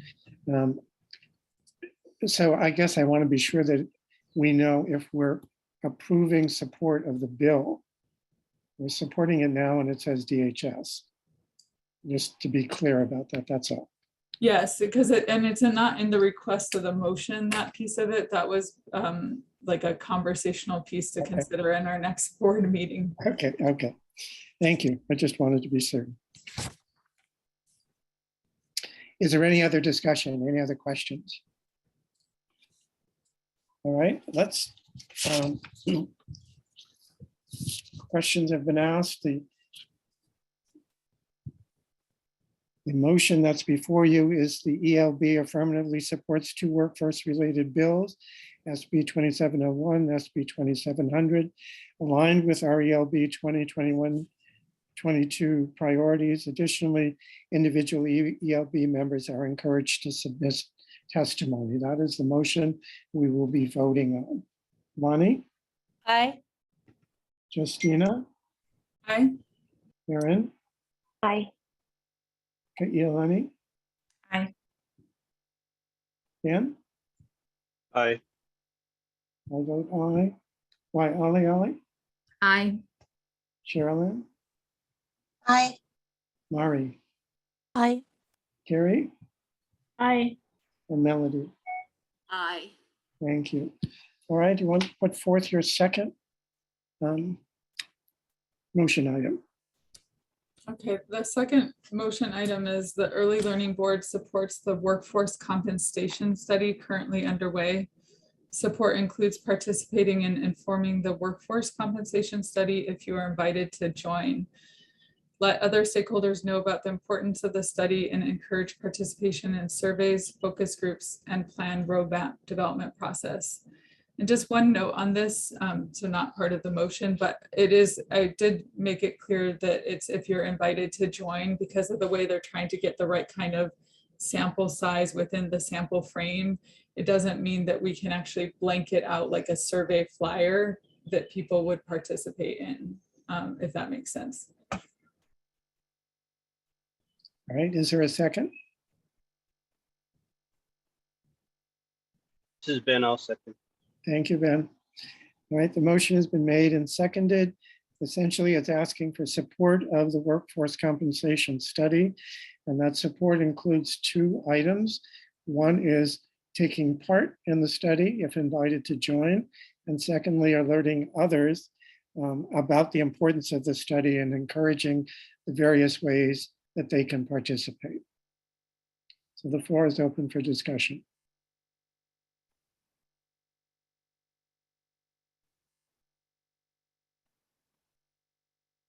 Any questions for Justina? Hearing none, I assume we're ready for the question. This is to approve the second action item on the memo. The ELB supports the workforce compensation study currently underway. Support includes participating and informing the workforce compensation study if you're invited to join. Let other stakeholders know about the importance of the study and encourage participation in the surveys, focus groups, and plan roadmap development process. So this means this is action taken by individual members of the board along with the full board. Lonnie, how do you vote? Aye. Justina? Aye. Erin? Aye. Okay, Iolani? Aye. Ben? Aye. I vote aye. Why, Ali? Aye. Sherilyn? Aye. Mari? Aye. Carrie? Aye. And Melody? Aye. All right, the motion has been passed to support. So both the recommended actions from the Workforce Equity Subcommittee have been approved. Any additional comments before we move on, Justina? Just to offer that once we do get just some more general language that we could share out, like if there's a web page or something that people can go to, we'll be able to share that through you, Chair Peters, to like send out to the group. Okay. We will look forward to that. Any other comments about the workforce equity or questions for that committee, given the totality of their report today? Well, hearing none, let's move to the next item on the agenda, which is the leadership update. I wanted to catch you up, first of all, on the status of the hiring of the coordinator for Act 46 and 210 institutional analyst position.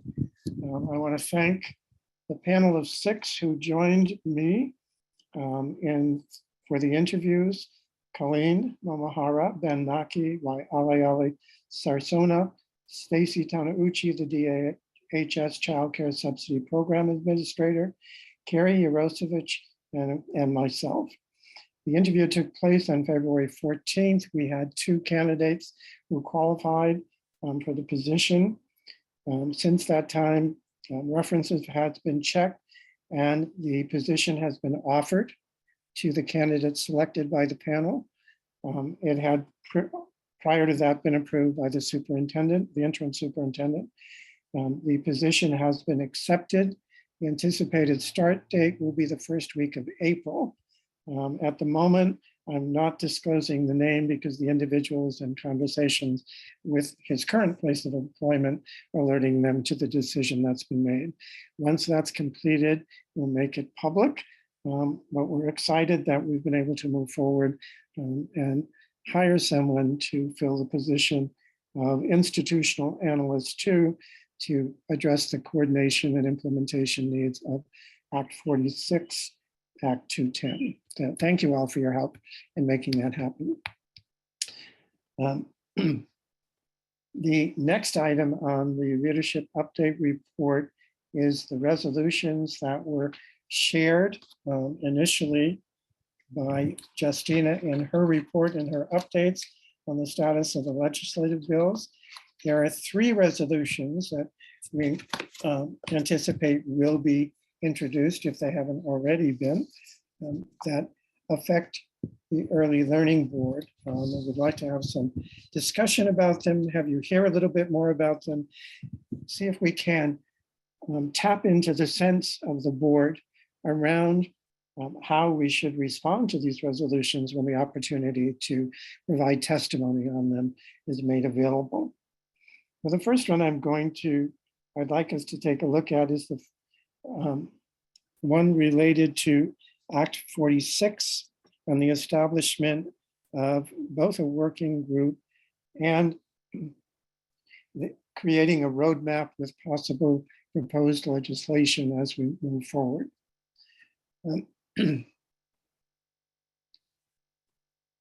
Justine has just put in the chat that looks like there's a fourth one. Yes, not on the agenda though, so not for us to discuss today, I'm afraid.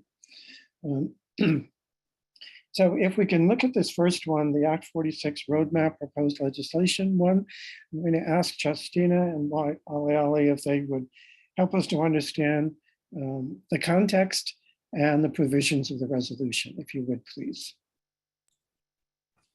Sure, I'll start, and Ali will join me in sharing a little bit more. So I think we all can agree that we want to have continued momentum on Act 46. And Bob, I'm so pleased to hear that there's actually a hire coming on board April 1st that's going to help to do just that.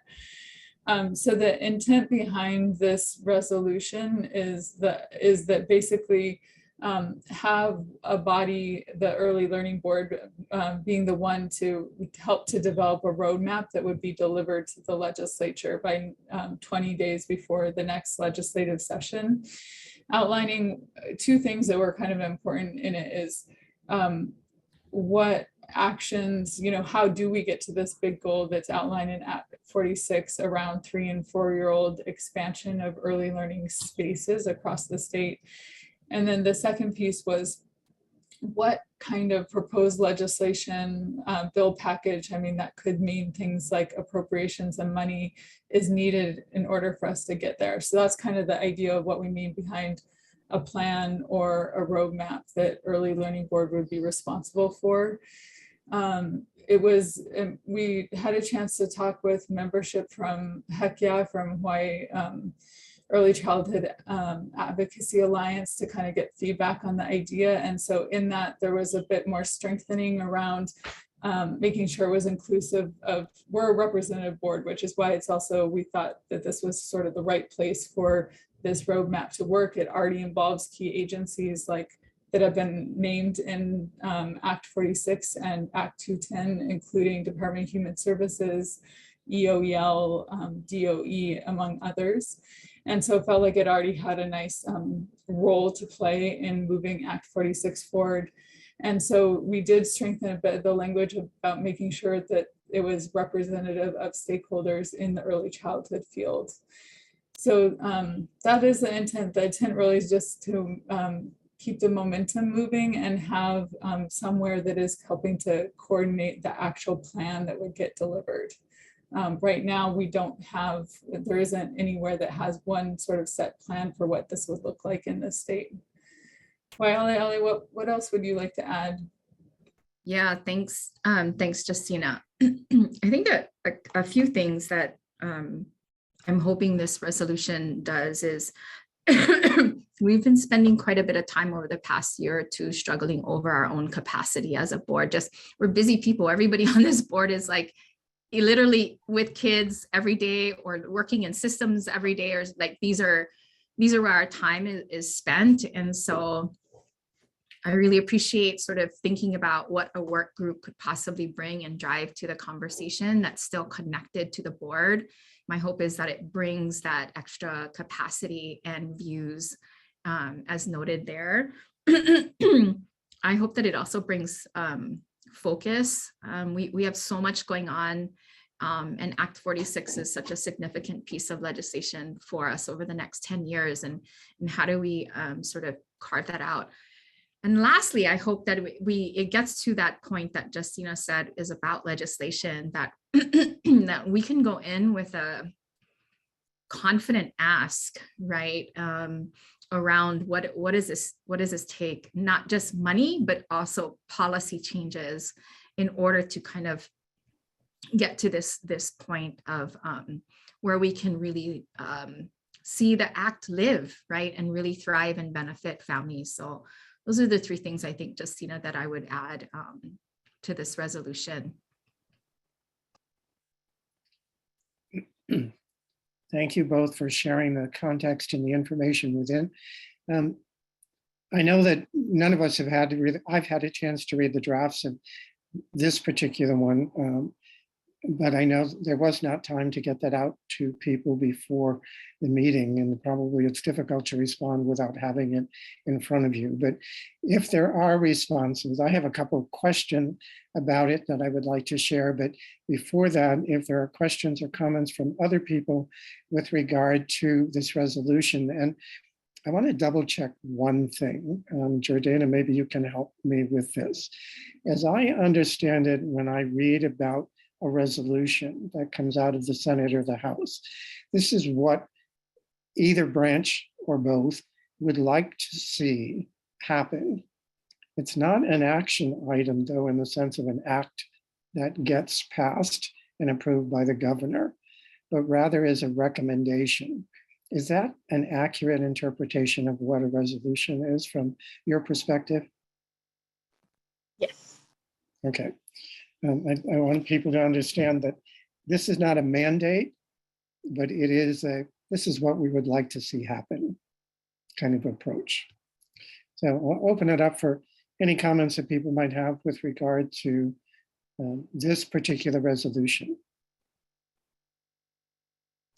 First I have Carrie, go ahead. Okay. Yeah, I just want to express my gratitude to Ellie and Justina for putting this together. I think 2 years ago, we were having this conversation in January, February, March, trying to bring partners together around this. It's a challenge, it's challenging. And I'm so grateful that we're at the point now where we have a coordinator attached to the early learning board. And so it does make sense to me that it gets coordinated through the early learning board.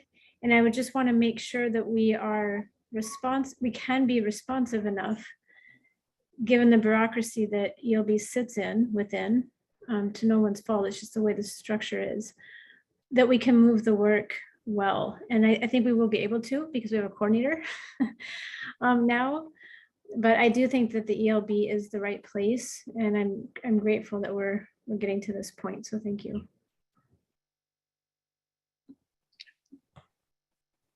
Any other comments or questions? All right, if none, let me ask the couple that have come to my mind. One is that in some parts of the resolution, the language used, for example, the early learning board is urged or requested to submit, is different from what it is in one that says that the early learning board shall convene a work group, including state agencies. That shall sounds to me like it's not a request, but it's a mandate. Is that the intent? Yeah, that's a good question.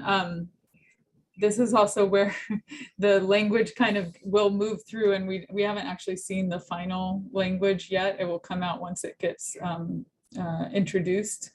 I think in my mind, it would be beneficial if the early learning board could help shape what is the right way to go about producing the final goal, which is the plan. So that in my mind, that shall isn't necessarily, it has to do it that way, but we will see what the language says. In my mind, because of work group, we have one thing I was kind of playing with in the conversations is like, does it sit with any existing subcommittees? That would be something the early learning board has capacity to think about. Does it sit with any of our existing subcommittees that could take this on? Do we need to stand up something that is ad hoc, kind of in the same spirit that sort of the strategic implementation plans were developed? And then I think there's some new input that we got to hear today from KOPU and the thinking of the Executive Office of Early Learning on their stakeholder engagement framework around Act 46. So there's several elements I think that we just needing to figure out how those pieces can work together to produce the end result, which is more of the plan. Mm-hmm. Yeah, okay, that helps me to see it. Part of the other question, and this is part of where this came from, was the question of, since it uses the language work group, is that meant to be standing up a whole new group of people? Or could we use one of our own work groups to make that happen? So I'm assuming it's open enough in language, although I think if we're going to submit testimony, I would like to get the shall out of there, quite frankly, so that it might be may convene, or in its capacity as convener can consider, something of that sort, so that we're free to determine who would be involved, what this work group would look like, and that we're not adding a burden, because I think Carrie's absolutely right. This is a huge task we're taking on. We want to be able to deliver. That's a key piece of what we need to be thinking about. So that's helpful for me. If I would just add, kind of Sure. reiterating my first point is, like, we know we're so tapped out as a board. So I just want us to be thoughtful about how might we take advantage of extending the stakeholders as kind of described here a little bit, so that we can widen that. And I don't know if it's through our subcommittee mechanisms, which is totally fine. I don't think it matters where, but just recognizing that doing it within an existing subcommittee when we've already acknowledged that we're sort of tapped out may not be the best kind of space. And so I'd really love us to think about how to widen engagement so that we have, allies that are willing to roll up their sleeves and join us, and they have the opportunity to do that. Yeah. Well, I'm also hoping that Keopu's plan for the EOEL and the work that it's going to do would give us a vehicle as well to make that happen. I understand the need to expand the voices.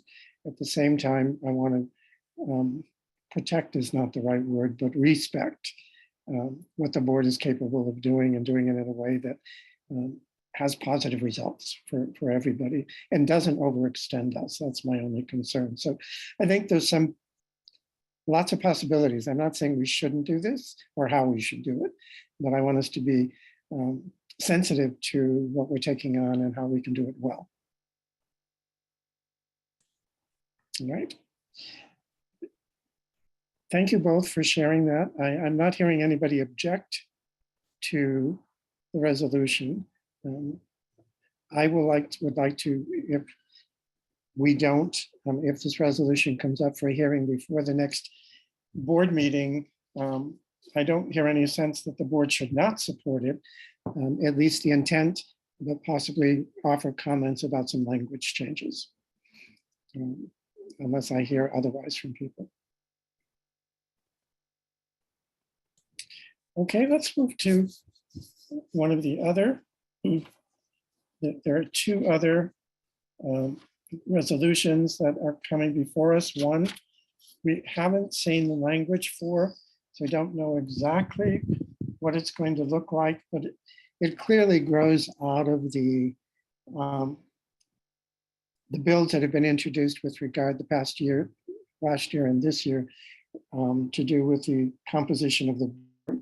And this is one that we expect to come out of the Senate, and it will be asking the board to evaluate its composition, its charter, and also to develop a strategic plan. We have this as one of our priorities, certainly the composition and the development. And it seems that that aligns well with the work that we've been doing. I'm not sure what's meant by a strategic plan here. Jordana, do you have any idea what was meant by that language? No? Because it seems to me there is a plan already in place with regard to the state plan and the SIP, and we already have priorities moving forward on Act 46, which obviously fit within the nature of the state plan as it currently exists and the SIP. So that would be one question I would want to raise about this bill. What was the intent? I mean, this resolution, if it comes to pass, what exactly might it look like? And what was the anticipated interpretation of a strategic plan beyond the state plan or the SIP? Right, Ali, you have a comment? Yeah, I mean, this one's a little bit timely, right, Bob? If you recall, I mean, the pandemic, I sort of feel like I'm measuring life before and after and during the pandemic every time I talk. But before the pandemic, if the board recalls, we submitted a proposal, right, for funding to a national funder. Ultimately, we didn't get it. But one of the proposal items, if I recall, was to this end, sort of looking at the governance structure and board. At the same time, there was legislation around permanent seats like Ahapunana Leo and others. This legislative session, we saw the same thing with the P20 and the county coordinators. And the governance committee subcommittee had some really brief conversations about, do we really want to be a 21 member board if all of these come to bear? And that's just not practical or wise. And so I think this, in regardless of the reso, I mean, I think we've all known that we've had to sort of take a look at board makeup in some way or the other. We've had conversations already, and we've just never had the opportunity, again, for COVID reasons and otherwise, to really act on those conversations. So I also feel like when I look at these two resolutions, I wonder if this allows us I'm sort of trying to think like what's sort of driving the legislators to have these kinds of resolutions. And I think they're thinking about the things that we're thinking about too, about Act 46 implementation that was passed, about the capacity of the board, and recognizing hopefully that 21 people don't work for a board. And so I hope we work on this, even absence of the resolution. It's been something we've been thinking about. So. Well, and it is one of the priorities we approved for this year to do. So it absolutely fits. There is no doubt in my mind that the question has been raised of me in testimony about the size of the board. So that is a motivating issue for some of the legislators around what makes a board too big to be manageable and effective, is the question basically being asked. And it's a legitimate one. We also have had the conversations around what qualifies an agency or organization to have a permanent seat on the board without any change over time. Those are all good questions, and questions about the continuity of terms.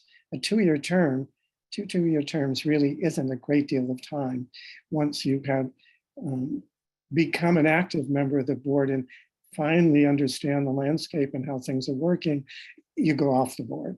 So there are lots of issues around the effectiveness of the board that could make this particular reso one we would want to support, I think.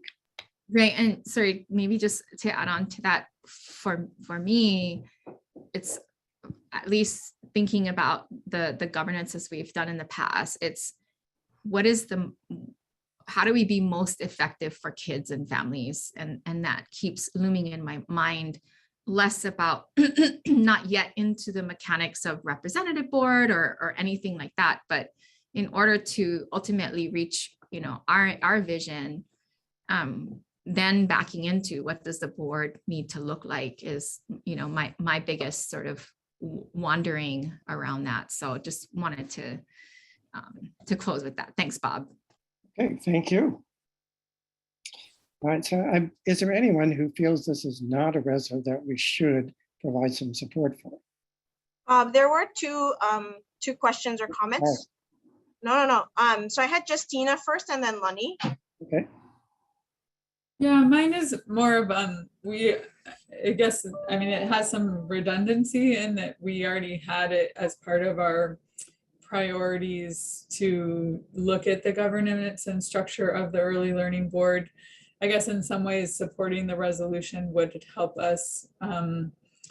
Maybe it's an accountability measure for ourselves that we actually do it. But I guess if we are going to comment on it directly from the ELB, I do feel strongly we should reiterate that we have this as part of our plan and priorities already. And so I guess just in the way that it's not the legislature needing to direct the board to specifically do this task. Okay, thank you.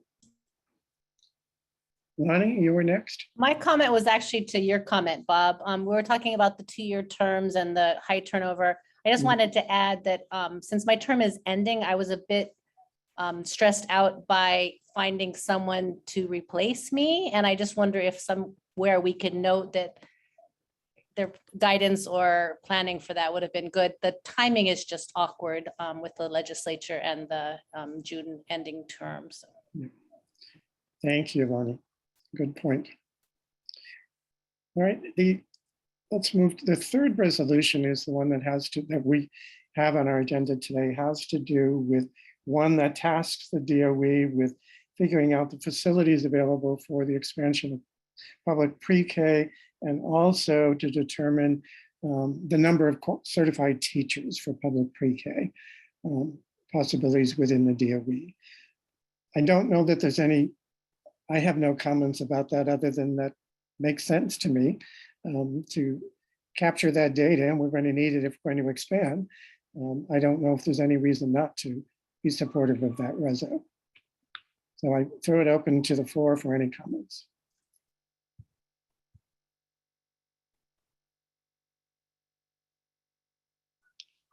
I hear no comments, so I'm going to assume that no one has any strong objections to supporting that reso, at least as it now stands until we see the finalized language once it's introduced. That's the last item I have on the leadership update for today. So we will continue on with the next item on the agenda, which is the member updates. And I know, Keiko, you had a member update, so why don't we start with you? Great, thank you. And I'll just try to keep it short and COVID related. So as you all know, February saw a dramatic drop in cases from the daily rates of infections, went from the thousands to down to the hundreds. And vaccination rates have been varied, but with a high of 75% on Oahu and a low on 68% on Hawaii Island. And we are trying to make efforts to address this disparity. But again, case counts will be moving from daily reporting to weekly reporting, and this is following what's happening nationally. Metrics will also be based on hospitalizations and not on testing, because what we're finding is with the proliferation of the home tests, which aren't reported to the DOH, it's a little bit hard to keep track of that number. So really what we'll be looking at is the number of hospitalizations. And as you all know, restrictions are being lifted with the safe travels ending on March 25th. The other thing that's ending on March 25th is the indoor mask mandate. It'll end on March 25th at midnight. So that means on March 26th at 12:01, masks will no longer be required while indoors. Businesses and private companies are still allowed to implement their guidance for the health and safety of their employees and customers. But again, masks are still strongly recommended for people over age 65, those with compromised immune systems, those who care for people at risk of severe illness, and those unvaccinated for COVID-19. So that's especially our youngest under 5 for whom the vaccine is not yet available. So even though the mask mandate will be lifted, if you are immunocompromised or have not yet received the vaccine, you may want to consider wearing a mask when in crowds or in closed spaces. Again, masks are strongly recommended for congregate settings such as schools, hospitals, healthcare facilities, long-term care facilities, homeless shelters, correctional facilities, and crowded settings. So we have checked with our disease outbreak control division, our school health coordinator, to find out what the guidance is going to be for schools and childcare or early care. And really, she said that DOH is still going to strongly recommend masks in childcare and school settings. So we, DOH, will continue to work with DHS on some of these issues. There's a little bit more, sorry, it's not really COVID related, but you all know that you probably have heard that the Pentagon has announced the closure of the Red Hill fuel facility, and DOH will continue to monitor the water quality for those affected areas. The other thing is our WIC program is working with the Abbott Nutrition, who initiated a voluntary recall of certain powdered infant formula. So the products that were made at the Sturgis, Michigan facility can be found and they can be found across the United States, the products. So the FDA is continuing to investigate and will update their advisory should any additional consumer safety information becomes available. So right now, the FDA is advising consumers not to use Similac, Alimentum, or Elecare powdered infant formulas. And so for more information, please check the FDA website.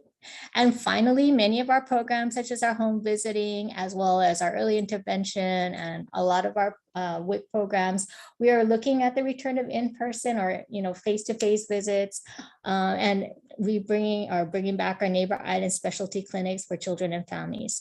So we are continuing to monitor the COVID-19 rates and following safe practices, but families will continue to have that option for teleservices if they prefer. Thank you for letting me share, Bob.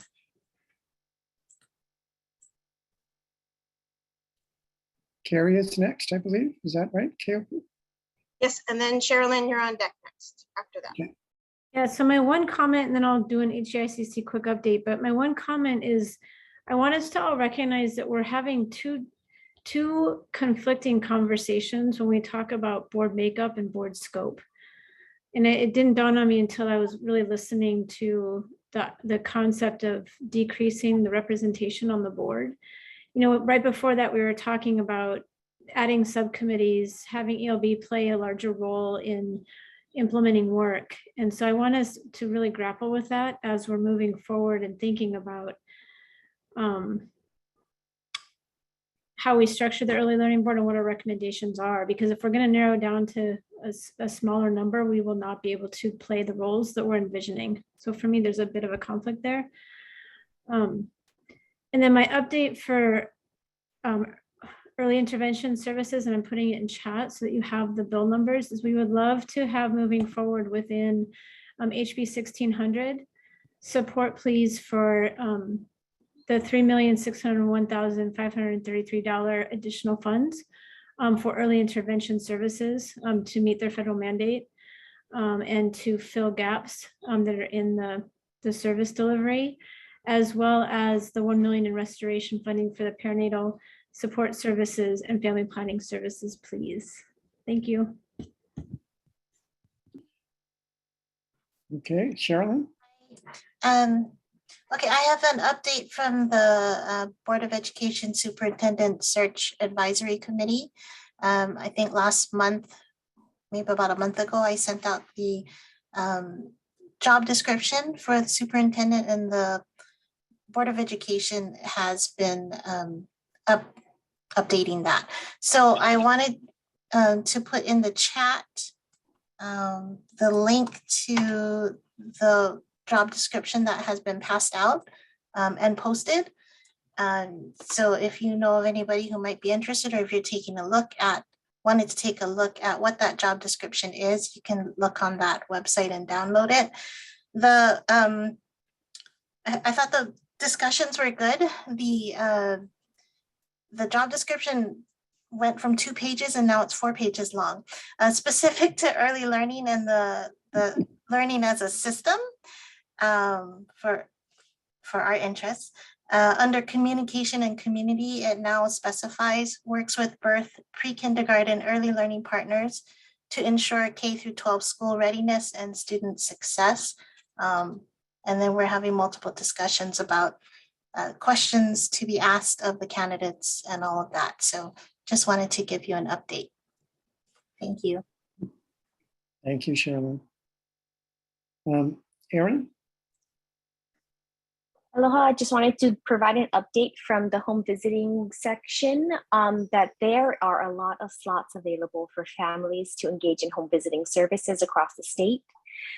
There are sites on each of the main islands, and all of them have capability to serve more families.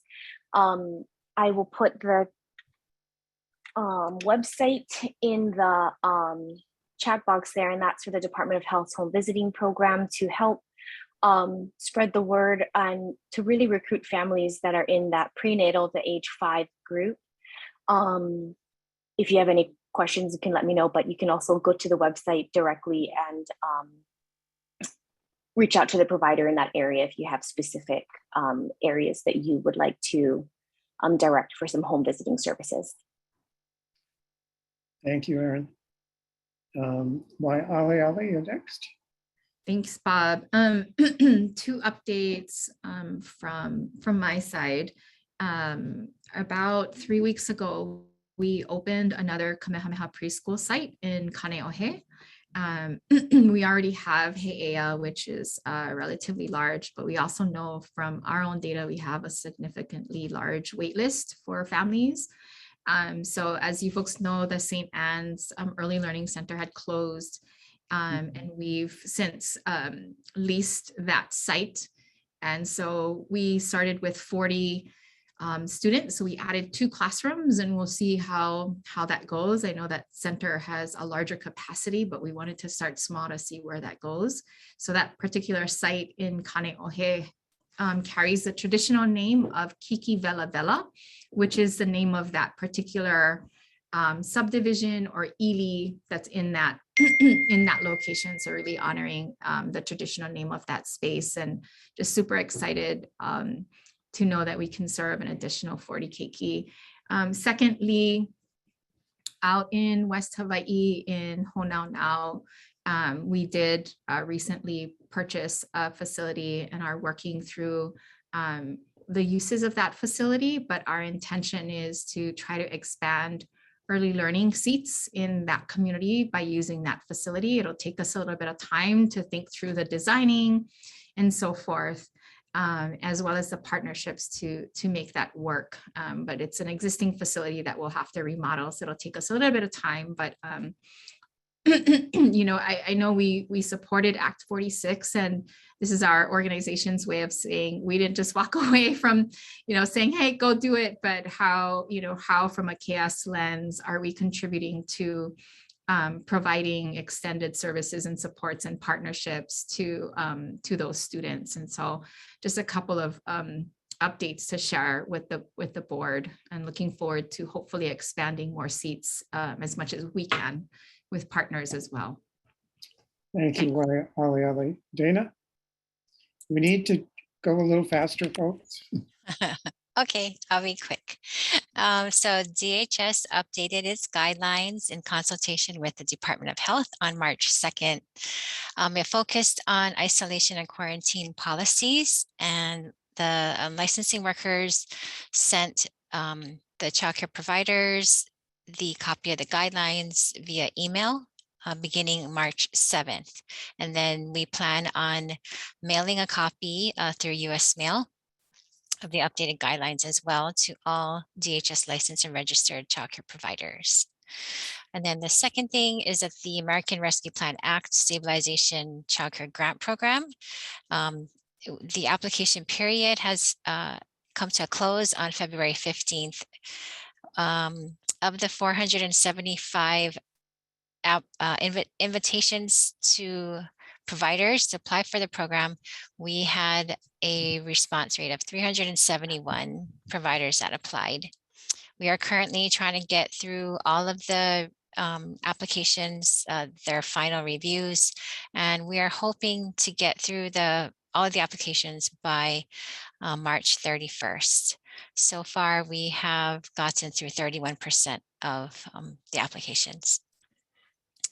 That's it. Thank Thanks, you, Dana. Bob. Thank you. Justina? I also have 2 quick ones. One is I prematurely popped into the chat. I didn't know it was going to be automatic, but just an overview of SB 2482, which is relating to the Office of Wellness and Resilience, has really good things in there for how we can support our youngest kids and families who may have been impacted by trauma, early adversity, and the pandemic. And so there's a informational flyer there if it's useful for you or your organization. And then the second piece is we're gearing up with partners like Department of Health for the 2nd year in a row, mostly through their home visiting division, to support the Kahawai Summit, which is a 2-day summit, virtual again this year, but really good professional development for all different settings of early childhood providers. And this year it's a little earlier, so it's April 21st and 22nd. Registration's already open and it's really reasonable. So I'm popping it in there and hoping that you guys can spread the word about folks who you may know who want to attend. Thank you, Justine and Melody. Aloha, Bob. Thank you. I just wanted to let everyone know that as of February 28th, all 16 sites, Kikioka Aina Family Child Interaction Learning Center sites opened after 2 years. They opened in all locations and serving smaller number of families just because it's a transition into in-person services, shorter amount of time, but we're really excited, lots of happy parents and happy children. So I wanted to let you know that. Thank you, Melody. The next item on the agenda is any additional public comment that people may have.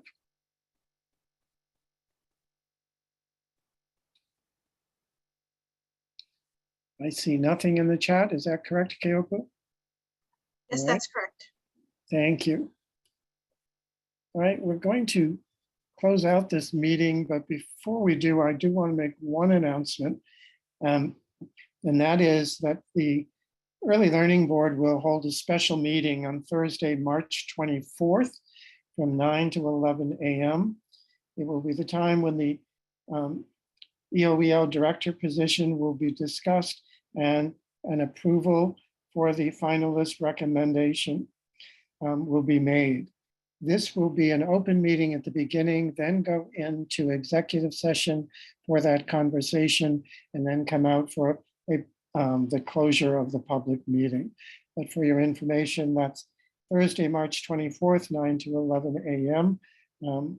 For the special meeting related to the EOEL director position. I want to urge board members who have conflicts, if there is any way you can rearrange your schedule to join us that morning, please try to do so. It was the day and time when the majority of voting members could be accommodated. So that was the reason for the selection of that date. We've had a lot of meetings this month and last month, but it's the most important job we do, probably in the sense of hiring the director. That's our direct responsibility. So as we move to close out this meeting, I want to share with you the meeting outcomes that I've captured. First of all, we want to keep on our agenda a question which was raised about the workforce and a question about, as we move forward with the expansion of classrooms, how do we remain sensitive to the capacity of the workforce to be able to service those classrooms. Terry indicated right now we're capable of meeting the expansion plans of the EOEL, but this is something to keep on our radar continuously moving forward. Jordan asked from the Department of Health, presented a call to action with 3 specific items that she recommended. Those particular action items are to become part of the ECAS Team 3, to meet personally with Jordan, to share about your organization, and to help her to learn more about how each of the different organizations are addressing the health issues she shared with us today. The Capacity and Resources Committee made a motion that was approved to stand up the SIP subcommittee. The committee will be constituted, and the governance committee, standing committee, has been asked to review the responsibilities of the committee, including the inclusion of support for the Act 46. The Workforce Equity Committee proposed 2 action items, both of which were approved. One, to support 2 specific workforce bills presented, and the second to be supportive of the workforce compensation study that the university is engaging in, both by taking part in the study if invited, and secondly, supporting others to take part in ways that are available to them.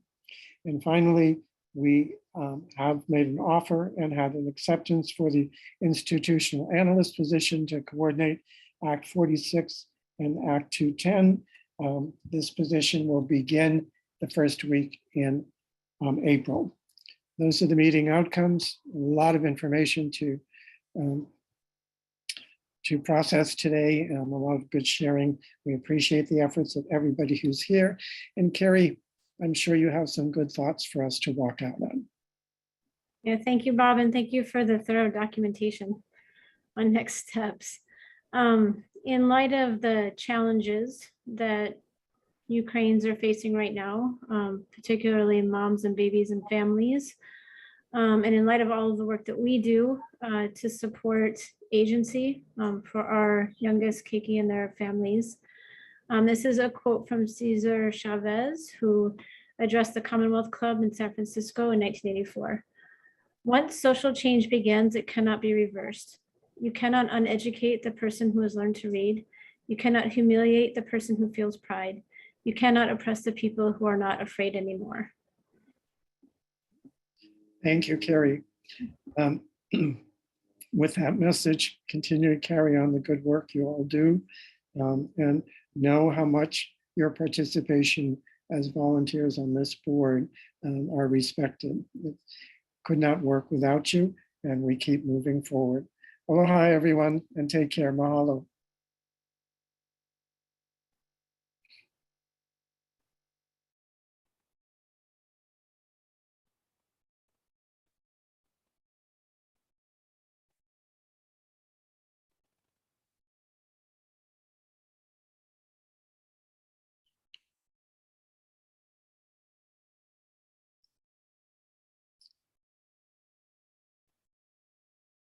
Okay, Keopu, aloha.